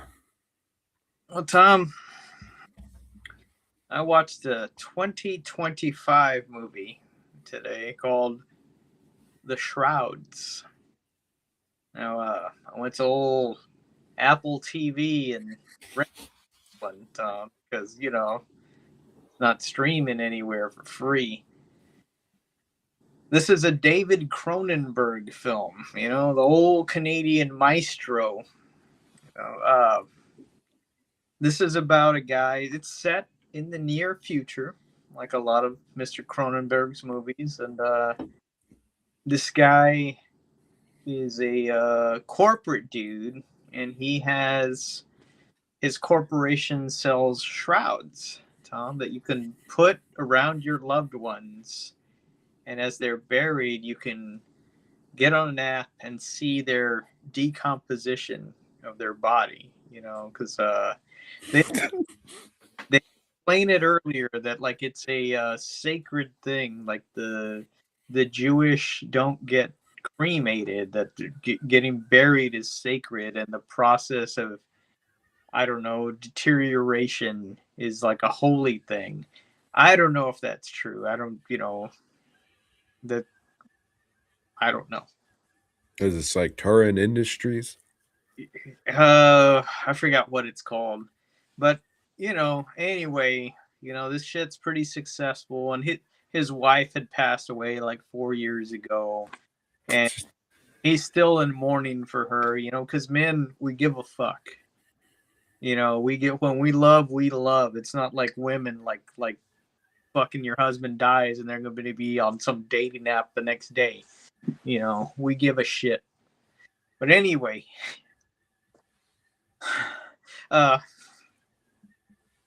so one day somebody like fucking breaks like into the cemetery that he's got set up and like destroys a whole bunch of the fucking, you know, just desecrates shit. This happens, you know, in a lot of cemeteries, whatever. But you know, doing some research and looking closely at his wife's thing, he sees like some nodules here and there on her skeletons, on her like remains and shit. It's like, what the fuck is this? You know, and it's like takes it to like a doctor to look at it and What takes the pictures or a skeleton? pictures. Okay. You know, and it's like, hey, there's maybe a conspiracy that the Russians are like setting up shit so there can be fucking whatchamacallit, like little receptors so they can spy on people that are using the app, you know, that are, you know, they can like fuck with them somehow. But maybe that's all bullshit, Tom. And maybe this guy is crazy and it's a David Cronenberg movie. If you like David Cronenberg's shit, this is one of the good ones, man. This is his shit's hard to describe. I'll say that this one is the most erotically charged of all the Cronenberg movies. You wouldn't like it, Tom. I mean, I think all the women in this are like extremely attractive, but they're like all of them are over 40, so you wouldn't be into it, Tom. You know, I wouldn't be into it if they were over 14. right? Or you know, never like this, you know, unless it was called the Kindergartners or something.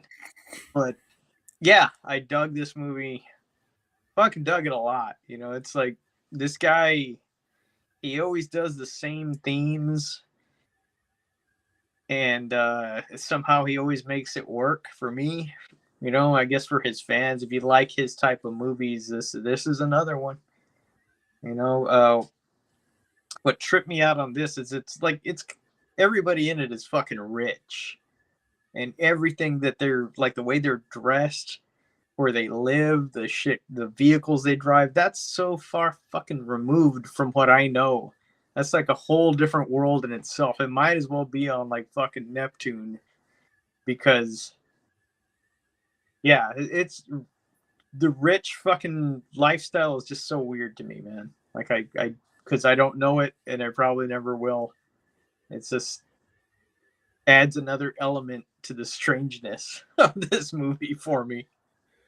Well, as we learned earlier this year, the rich lifestyle has a lot to do with different sauces, Joe. Mm. Expensive sauces. However, I am sort of interested into what these sex bumps on the skeletons are.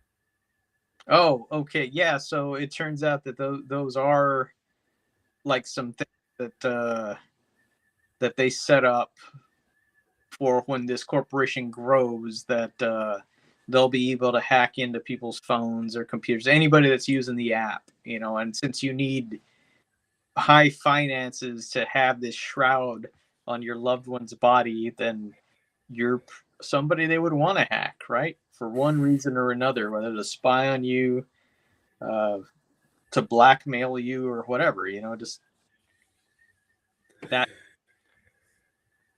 So, reminds me of a saying from the gay 90s, Joe. Hack the planet. Sounds like they did it. They did hacked the planet.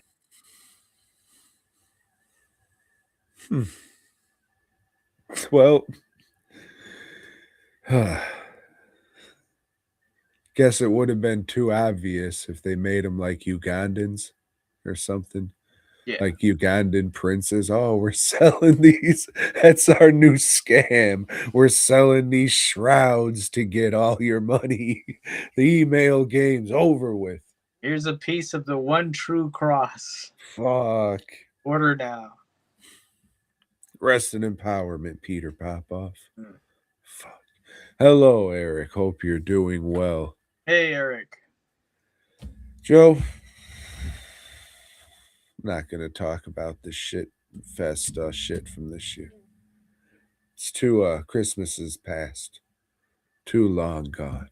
Mm-hmm. So unless you got anything else. I did not.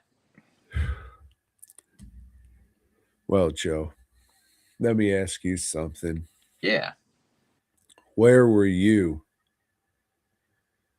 New Year's Eve, 1999? Were you partying like it was? Maybe. I mean, I don't fucking remember. I know I wasn't at home watching a TV movie of the week. Well, Joe, this aired in November. Okay, so maybe I was home.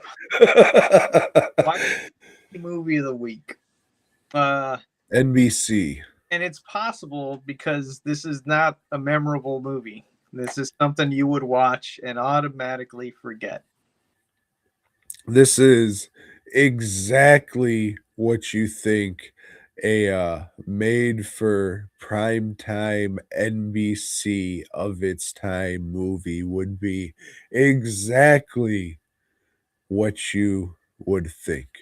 We are talking about the 1999 made for television Y2K. Yeah.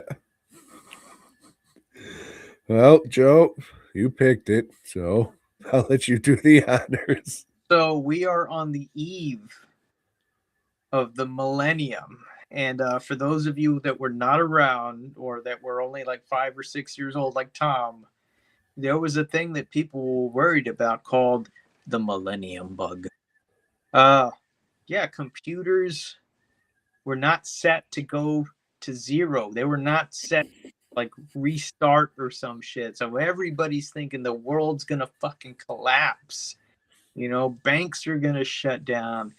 Fucking, I don't know. You know, the comic book industry is not gonna be able to print. You know, the next issue of Spider-Man's. Oh, But it was supposed to be embossed. crazy shit. People really were paranoid. You know, I remember some people asking me, "Hey, did you pull any money out of the bank for, you know, to just in case money?" What the fuck you talking about? I mean, I tried to get 200, but they only gave me 20. They said it was a Y2K policy, and some guy in the background was like, "But it's my money!" And I was like, "Yeah, but it is our money." So this movie plays on that. They're trying to prepare. They're running scenarios like, well, what happens if the planes, you know, if like all the electronics shut down? Well, that shit happens, you know. That shit happens, and there's this one guy that knows everything about computers and Y2K, and he has to go everywhere and solve everybody's fucking problems while his daughter decides to go to a rave on Y2K. Why would you do that? You know? And then there's this other guy that's proposing to a woman in Times Square, you know, on one of them carriages, you know, but it's Y2K. Why would you do that? You know, the lights go out and one guy just boom. Because yeah, if there's a blackout, you gotta automatically punch the guy next to you. You know, that's a fucking rule. Anyway, some, you know, a lot of not very threatening or exciting things happen, and there's a nuclear power plant that's gonna melt down because it's Y2K, you know, and the water's not flowing the way it's supposed to in a nuclear power plant. To cool off the fusion rods. Yeah, it's up to this guy and Ronnie Cox to fucking figure it out and, like, I don't know, go and tap on little pipes and shit.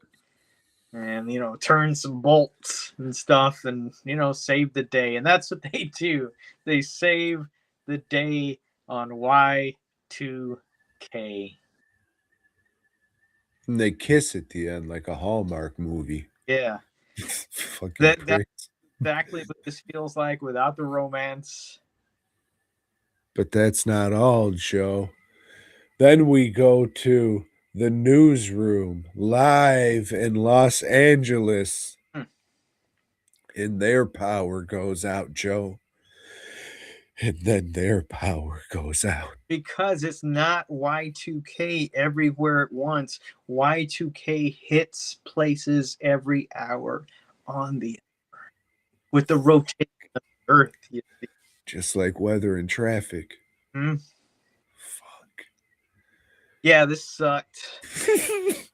Well, Bad movie. Like whoever read this script, oh yeah, this will make a great movie of the.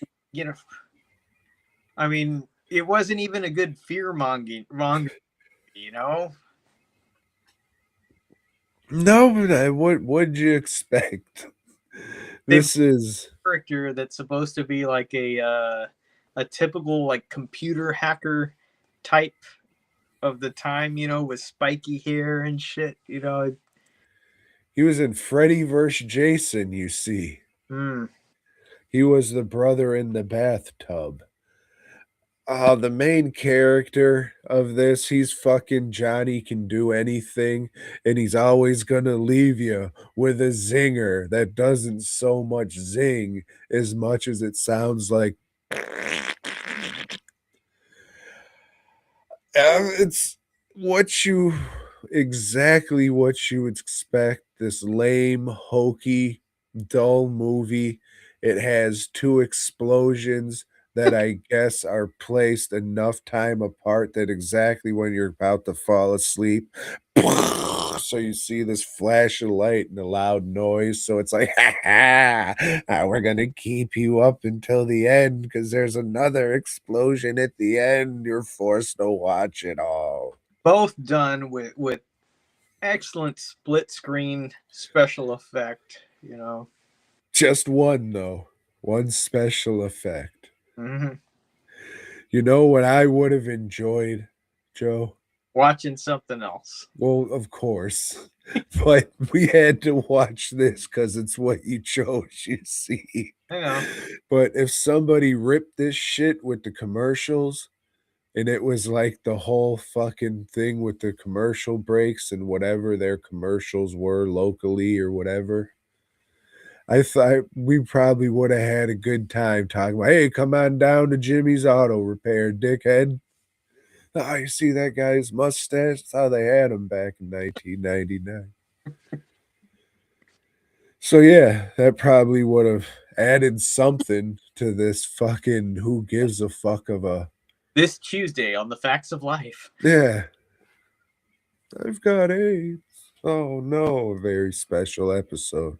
Fuck. Yeah, I mean, good idea. I'm not this movie. I mean, you picking it because who knows? It could have been like, oh, these wacky TV movies of the time, but I just no, something New Year's related. no, I understand. Mm. And this was an obscure one, so it's just like, oh yeah, maybe let's see how it was back then. Ah, it fucking sucked. All right, fucking prigs. Sure. Well, Joe, let me ask you this. Would you rather fuck a pumpkin or a Russian? Let me tell you this, Tom. At this time, 85, 86, I don't know where we're at exactly. Marvel had not quite perfected the art of the crossover. I mean, they'd keep trying until they got it right. So they released these storylines, but didn't sync up the release dates of the books. So a lot of this shit came out of order. And you read one Spider-Man's title, I read them all. So it's like, wait, fuck. So had to read some shit out of order, and I forgot to bring some of the books home with me. So I only have 2 of them, and this one's a reprint. Look at that cover. Oh shit! What's Freddy Krueger? The Sabretooth Classics? Because he was in, what issue is this fucking thing? Spectacular Spider-Man's 116. Remember last time I told you the Black Cat had broken into the Foreigner's place, but Spider-Man's had gone to Doctor Strange and said, hey, take this hoodoo, bad luck stuff off of me. So she lost her powers, Tom. And these guys are kicking her ass. And, at the beginning of this one, some guy just punches her again, breaks her nose. It's a lady. Yeah, breaks her nose. I'm like, what the fuck happened here? Yeah, then we cut to Sabretooth. Sabretooth. Well, at this point, nobody knew who he was because they didn't have that mutant massacre yet, and he wasn't revealed that he was whatever he is to Wolverine. So he was just another fucking shitty villain. You know what he was to me? Your friend. Fuck no, he's a filthy fucking mutie. He is. And nothing but a filthy mutie. But he's asking the Foreigner for a job. And, remember, Black Cat's there to rip off the Foreigner. Well, she gets her shit together, starts fighting these guys, and then she grabs that golden notebook, Tom, and hauls ass out of there, so she didn't leave empty-handed. Sabretooth says, well, fuck it, I'll hunt her down for you. Foreigner says, nah, I don't, fuck you, I'm going to hunt her down for you. And he does. Gets to her apartment and attacks her, but old Spider-Man shows up, and he's fighting Sabretooth, and they don't have a reproduction of the issue. It's a cool image of Sabretooth like ripping through Spider-Man's stomach, but that didn't happen. I mean, he did, but he got my costume. I got to be more careful. Spider-Man's, goops his face up with the web, and then old Sabretooth rips it off, Tom, but it rips his face off too. So I guess that's what was on the cover. Yeah. See, he's crying agony. I don't have a face. My face, oh, baby. Well, I mean, he's still got a nose, so I guess. Yeah, well, even in the issue, there's no gore or anything. There's just like some red streaks. Pretty shitty. Well, then, Tom, holy shit, this is where the fucking crossover begins. In Web of Spider-Man's number 17. Look at this corner thing. What's going on here? Oh, shit. Rip Spider-Man's. And then the costume's all ripped up on it. I get it. Look at this. It's the end of the red suit. Missing in action begins this issue. Remember, he was fighting old Magma, whatever. Mm-hmm. And he continues to fight Magma. And then there's like a cave collapse, mountain collapses, and that's it. All right. Fucking Magma. So then I had to go back and read Spectacular Spider-Man's number 117. Black Cat. She's pissed. Now, these covers had a black bar. This is, where is Spider-Man's? And it had, old fucking Black Cat fighting whoever the fuck. And she's trying to break into Doctor Strange's place because she knows, like, this is the motherfucker that took my powers, But, hey, it's Doctor Strange's house. So every time she tries to break in, something kooky happens.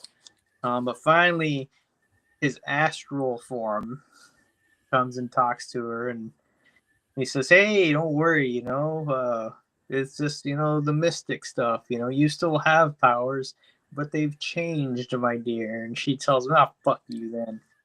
Leaves, and while she's been gone, the Foreigner is in her apartment, looking for that golden notebook, Tom. It's worth a lot of money, worth so much. 30, 40 bucks. Yeah. And she had like a bunch of death traps in her apartment, apparently, but he's the Foreigner, and they weren't shit to him. She shows up. He starts kicking her ass, she ain't shit. She's a woman, you know. And then, like, all the lights go out in the city because there's this kid that, you know, had killed his dad in the last thing with some powers that he gained or whatever. And he shorts out the fucking city grid. Now Black Cat notices, hey, she can see in the dark now, Tom. Got night vision. Fuck yeah, I can kick this guy's ass. Nah, he still kicks her ass. And says, oh, Black Cat, I got a deal for you. You're going to help me kill Spider-Mans. The end. And then we go to Amazing Spider-Mans. Or should we call it Silver Sable? Silver Sable, Tom. And, man, we learned that she had a tragic history. Fuck. So sad. Yeah. So then when she sees the same shit happen to somebody else, she goes after a killer. But, god damn it, the Jack-o'-lanterns there, too, on his ping pong board. It's like a hippity hop thing. Yeah. But it flies. It flies and hippity hops at times. Depends. It all depends. You know, and It's pretty cool. She kicks his ass. But she has a choice. Capture him or capture the guy that killed an innocent woman that made her bad memories resurface. God damn, was this not good? Oh, it was great. Had Jack-o'-lantern in it. It did. It was one of the better issues. It did. Where is Spider-Man's? Not in the comic. So don't look there. Right.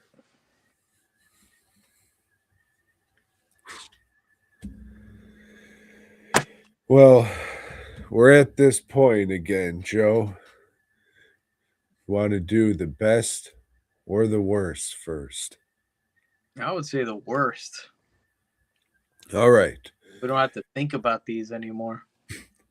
This should be prefaced again, because you never know who's going to click on a video and be like, what do they? Well, every single movie that was released in 2025, we both watched.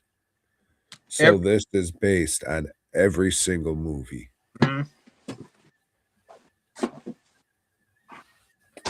FastCustomShirts.com. Please, for the love of fuck, it's not too late to get a Jack F shirt. Please. And, you know, we always say, you know, like what you like, but not in this instance. We're giving you gospel here. You know, these are the absolute worst movies. There's no arguing with it. There's no say, no, but, you know, you didn't look. No. These are the worst. You know, we've run this, you know, through several committees. We, you know who we didn't run this by, though? The Itty Bitty Titty Committee. No, I did. What? Yeah, I did. I contacted. All right. Well, this is flawed then. Yeah. Ran it through some gurus, you know, consulted AI, which everybody loves. And, yeah, these are the worst. The worst. Well, Joe, you want to go first? You want me to go first? I don't care. Well, mentions, Tom, first. You know, because this is your show, so we'll wait and you can do, you know, top honors last or whatever. But my honorable mentions, Tom, I got 3 of them. The first one is a movie called Warfare. And it's about war. And it's not fair that people have to watch this shit because it was not good. Not good. Next on my dishonorable mentions list, is VHS Halloween. Each of the VHS movies have had one segment that I've liked. Here they broke that streak. Not a one did I give a fuck about. I don't care if there's this special effects guy that's in it. Oh, it's self-referential. No, whatever. It sucks. The next dishonorable mention, the worst, Frankenstein. The Netflix original movie by Guillermo del Toro. Yeah, this sucked. Yeah, I'm very interested to hear the top 5 if Frankenstein just got an honorable mention. Mm. Oh my goblin. Joe, I also got a few honorable mentions. Mention them. I got Trailer Park Boys standing on the shoulders of kitties. Mm. All things aside, that has nothing to do with how unfunny this fucking movie was. Weapons. I had a lot of 1.5s, or not 1.5s, 1.5 stars on my letterboxd, and I chose this one just because it was overhyped. So I'm just gonna throw it out there and do absolutely nothing. But Whitest Kids You Know is funny. Miss March was funny. This dude's horror shit just fucking ate for me. I would say go back and make something funny, but he's making a bunch of fucking money with these movies that people love, so why the fuck would he? And then I have the Osgood Jerklands joint, Keeper. You remember that one? Oh boy, no Sharfra, neither does anybody else, because it was a bunch of who gives a fuck, eat the cake, bitch. All right then. All right. Ugh. Didn't like them, Joe. Those were all fucking 1.5. No, I think Trailer Park. No, I can't remember. I think those were all 1.5 stars. Mm. All right, our bottom 5 then. For worst movies of the year. And again, there's no arguing with this. You know, that's like you can debate it all you want amongst yourselves. But that's going to fall on deaf ears. At number 5, Tom, at number 5 is a movie called Presence. This was a ghost story that's done from the perspective of the ghosts. It's first of all, that sucked. And then the movie just fucking trips all over itself and invalidates all that shit. Yeah, this fucking sucked. Lucy Liu, I'm ashamed of you. You know, I was a fan of you. I was a fan of, you know, your looks. But you screwed this up. Yeah. My number 5, Joe, is a horror anthology. Can you believe that? There's some of them out there. This is a Halloween themed one called Halloween Candy, about a writer trying to write horror stories, but they all fucking suck. So she crumples up the paper and throws them away. But for some reason, these are the stories you chose to make a movie out of them. So now we gotta watch the shit that she thought sucked. Fuck you. Yeah, they could have at least had that paper like uncrumple. Magic lights come up. Yeah, and the story, you know, chapter 1. Nope. Tom, my number 4 worst movie of 2025. It's called Fixed. I didn't even remember what this fucking movie was. I had to look at, that's the dog cartoon movie that was not funny in the slightest. Good old Netflix. Mm-hmm. That was Netflix's 2025 offering, or one of them.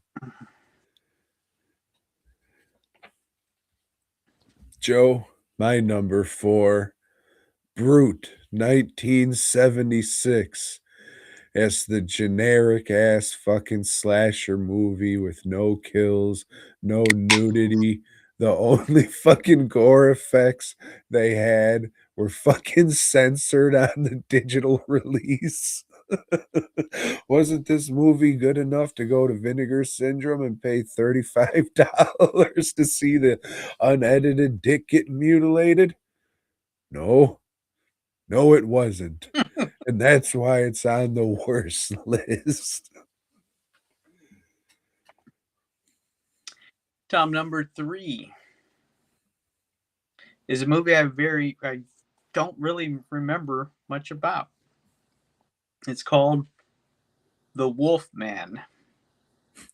I think it was about abuse or something, and maybe guilt. There's actually maybe a wolf. I sucked. I saw it on a sneaked preview because they needed to fill some seats. Seems like so long ago. It does. I thought, no way, this came out this year. This was 2023, wasn't? Nope. Saw it this year. Joe, my number 3 is one of these fucking British horror movies where they take a character that's become public domain. Domain. Domain. Like, and they make them, oh, we're spooky killers now. And this is one called Pigley.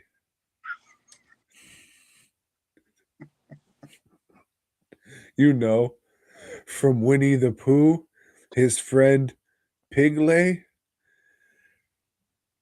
doesn't really have anything to do with Winnie the Pooh. It's just a dickhead in a pig mask. They stole the name because fuck you. mhm. Nothing's going on. Generic ass fucking slasher movie with nothing happening. Pigley. Tom, number 2. Now, there were a lot of movies this year that dealt with grief and dealt with guilt, and almost all of them sucked. But the worst of them was The Woman in the Yard. Fucking racist. God damn. Is this all in her head? Who cares? Who gives a fuck?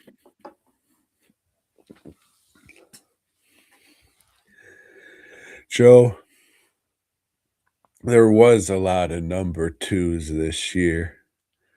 But in my book, there was no bigger number 2 than the Plantation. You sons of bitches. You could have fucking had something, but it was a clumsy fucking mess. And Gaffer was a saint to put up with you people. Fucking pricks.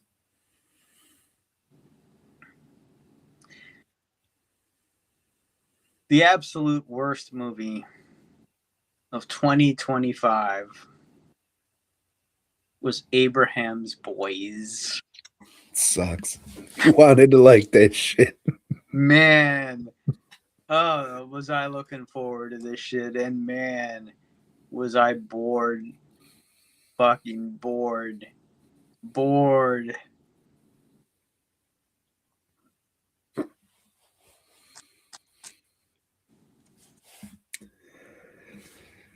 That was a Shudder original. It's a fuck you. Excuse me.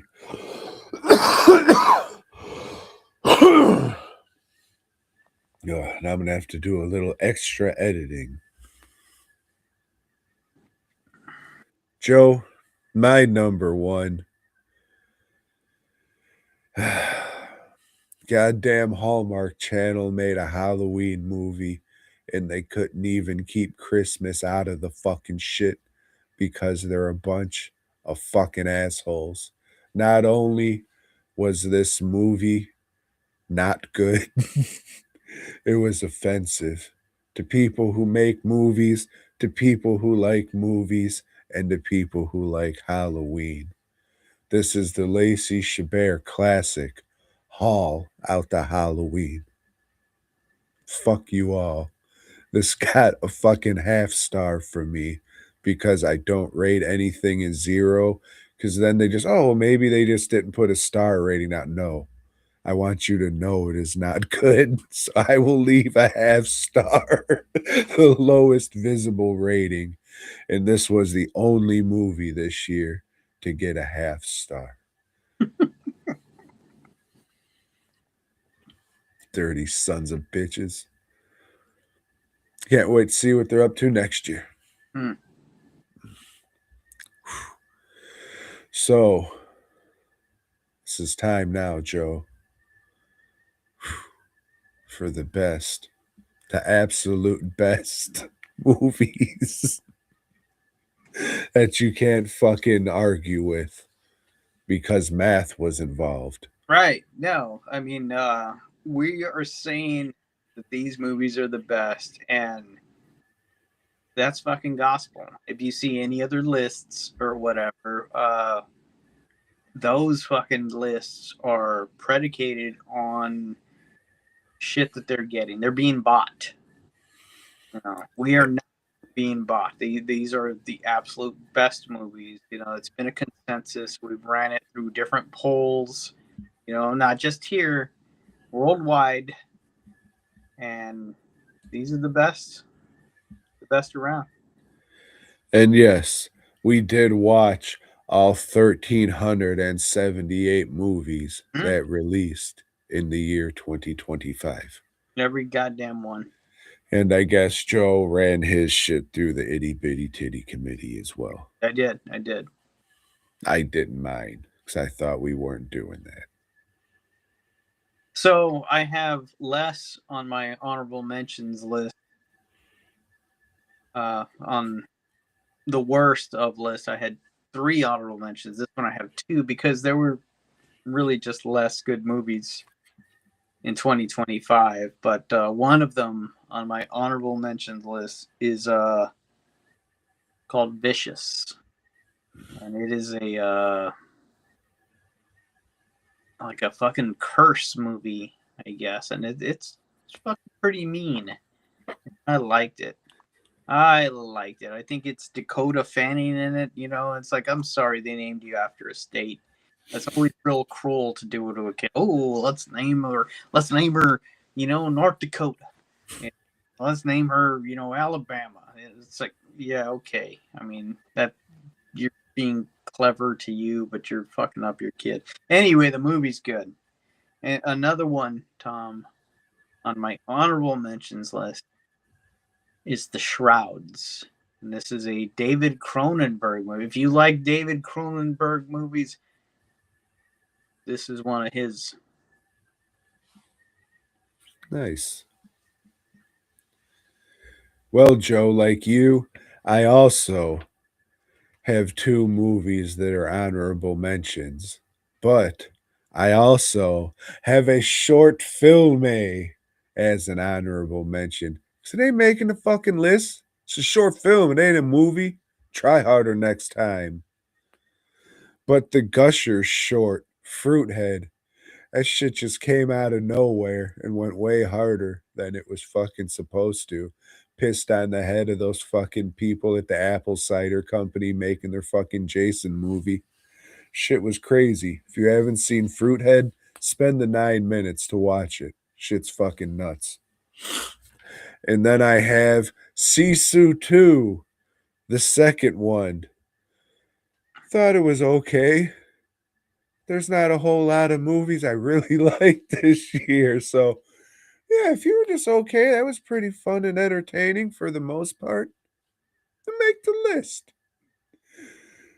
A documentary got an honorable mention because of what I just said.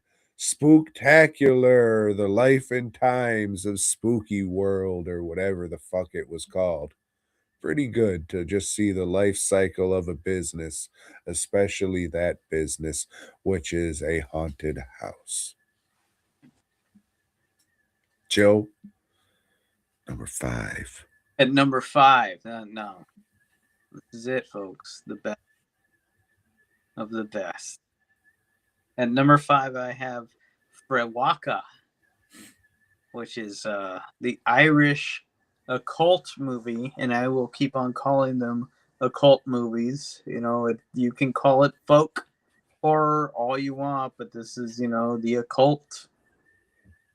This shit was good. This shit, it checked off all the marks of that genre.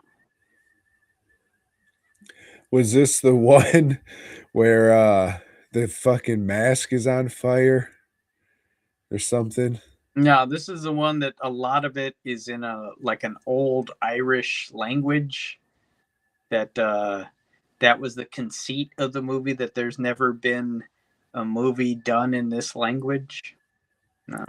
So is it the thumbnail that was like this one for the Irish or something like that? I don't know what that means. Have you told me to put it? I'm just trying to remember what fucking movie this was. Okay, so this lady goes as a caretaker to go take care of this lady that's got dementia, you know, but this lady, even though she does have dementia, she knows what the fuck she's talking about, Tom, you know, and she's trying to keep the fucking townsfolk from coming and giving her back to the god that she escaped from. And this is on All the Haunts Be Ours, right? No. It's not? It will be 15 years from now. Okay. Man, I guess I'm too ripped to do this. Sorry, bud. Because, this is a 2025 movie, Tom. I thought that said biker mice, and what the fuck? From Joe, what? that's right. Fuck. Sorry, Jesus. All right, my number 5. Primitive War. The one where fucking dinosaurs in the Vietnam War. It was all right. It was fun enough. CGI isn't the best, but you got old Jeremy Piven trying to be R. Lee Ermey, and there's enough fucking fun stuff happening where it's like, oh, that was, that was a nice, fun, low-budget Australia, moderate budget Australian, dinosaur movie. So, yeah, hey, it's be somewhat entertaining. You'll make the list this year. Fuck. Tom, at number 4, I have Dangerous Animals. It's another one from Australia. And it features one of the best villains of 2025. Not the best, but our best. This is the guy that takes bitches out to sea and, like, lowers them in a cage or lowers them in a little fucking hook to be devoured by sharks, and he films it because that's what gets his dick hard. Good shit.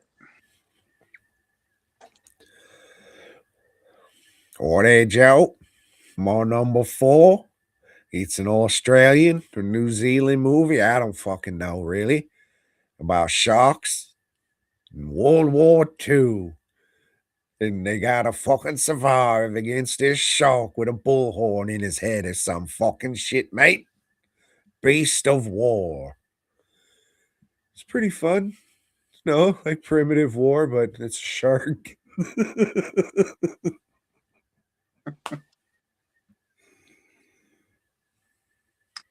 Tom, at number 3, I have One Battle After Another. Now, I'm going to say this is a bit of conundrum for me because I think this is the best movie that I saw in 2025, but it wasn't my favorite movie of 2025. This movie is fucking good. You know, it is great. Yeah, you should watch it, Tom. Give it a watch, because I'm curious to see what you're not gonna like about it. Probably all the fucking whites. Well, Joe, my number 3 could have been my number 2. And it might be my number 2 if you ask me tomorrow, because I kept going back and forth on it. But my number 3, I'm going with the story of old Paul McCartney and Stevie Wonder coming together and deciding they're going to make the hit classic Ebony and Ivory. I laughed and laughed and laughed and laughed. If you're not into this specific kind of humor, gonna fucking hate it. Don't even try and watch this shit.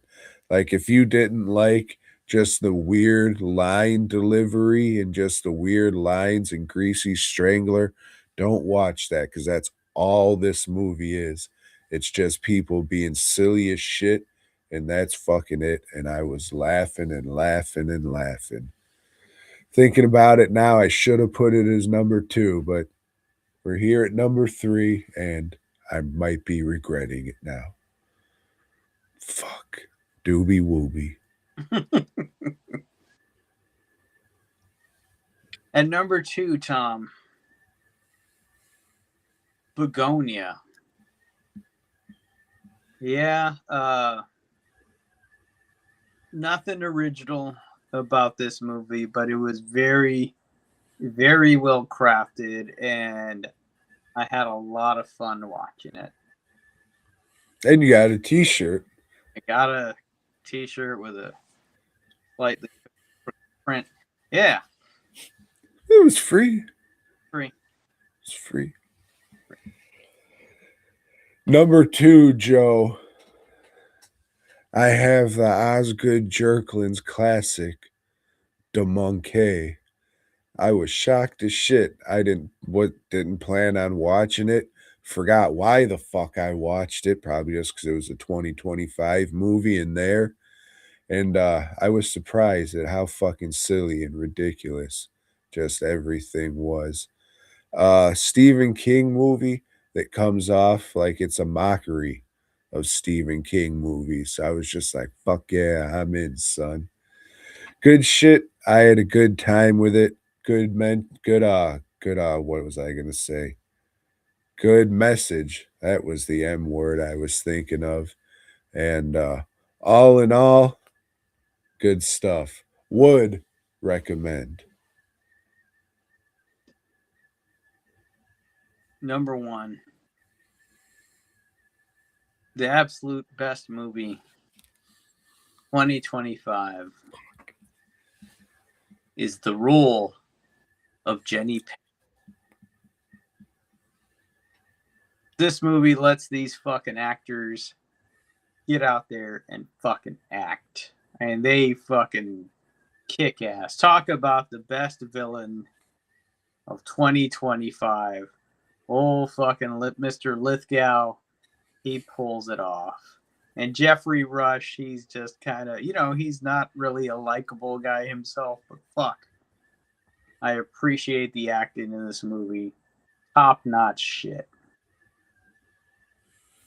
Shudder original? Maybe. I don't know. Probably. Fuck yeah. That's number 1, baby.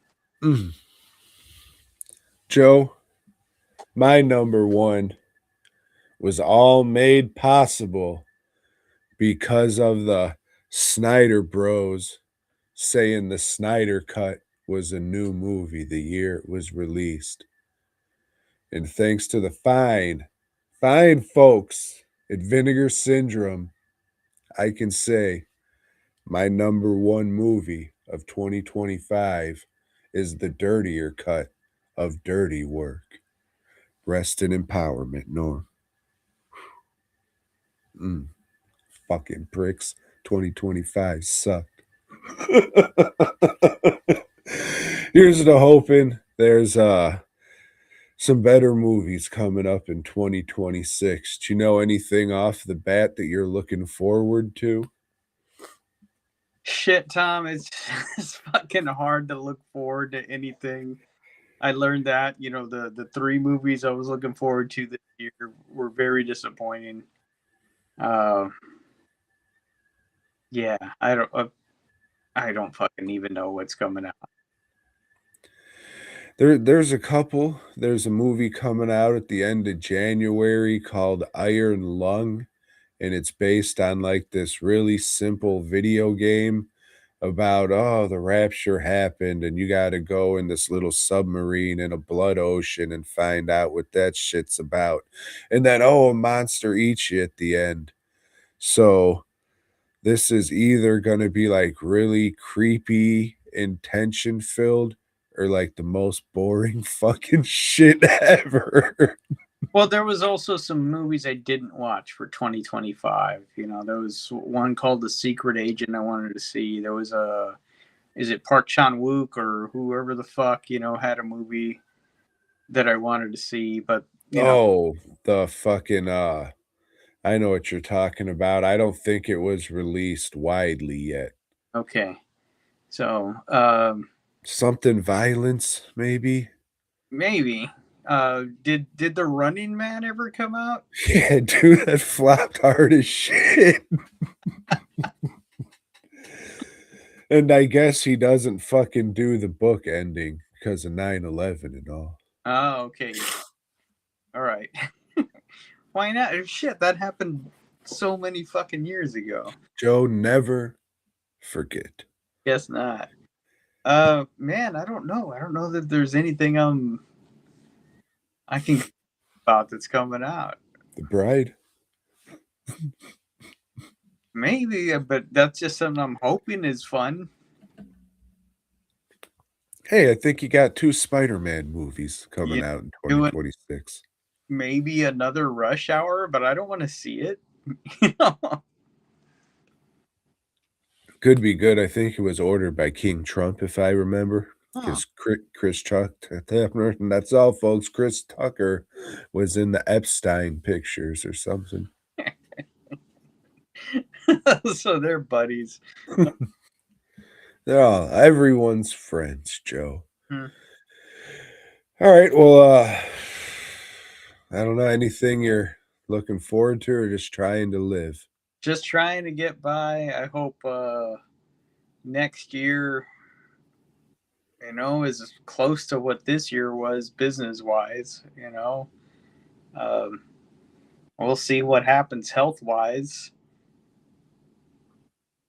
Yeah, I mean, anything could happen at any time. So yeah, be on the road here and there. Hope to hang out with Tom in person. And just have a few good times, some laughs here and there, and hope to see some of you guys that support us on this in person, and hang out with y'all.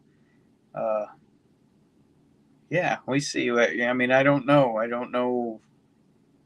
I don't make plans for the next coming years or whatever, because when I do, they fuck up royally. They like things go super bad. So I just take it day by day, like a true alcoholic would.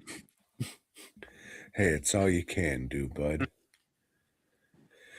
But yeah, thank you for being a good friend and shit. Not just this past year, but I mean, you're a good dude no matter what everybody says. And I appreciate it for sure. I appreciate the fucking people who watch this and appreciate it. That's nice. It's always weird to see what videos people fucking click on and ain't shit. Because I looked at that today. And yeah, I saw the the Grinch Who Stole Bitches is doing really well. I mean, that's weird. And then the gargoyles, I was just like, what? Okay. But yeah, I mean, I appreciate there's a definitely a handful of people who fucking check this shit out every week. So, hey, the number's a little lower than the 30 we had, but we pissed the people off. Just know we are thinking about you and didn't put any of your movies in any lists. So everything is okay, and we appreciate everybody, and hopefully everybody has a great 2026, because shit's fucked up, and that's life. It is what it is. But yeah, thanks to everybody for the past 20 years me being able to do this. Yeah. I'm always rolling around in my head, oh fuck, how much time do I got left doing this? But hey, I'm doing it right now, and everything will work itself out, I guess. If you guys go out tomorrow, please be careful. Uber's easy to call, easy to use. Take it from me, a DUI is very expensive. So stay home and drink. It's probably the best thing. What I've been doing for years now. Decades even. Mm-hmm. All right. Well, Joe, thank you. Hope you guys have a great fucking New Year's over there and the whole rest of the year. And until next time. We say BOYGOB around here.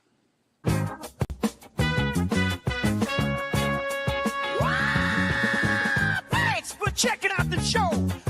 We hope you dug it, baby. If so, give us a thumbs up. Subscribe and let us know down below.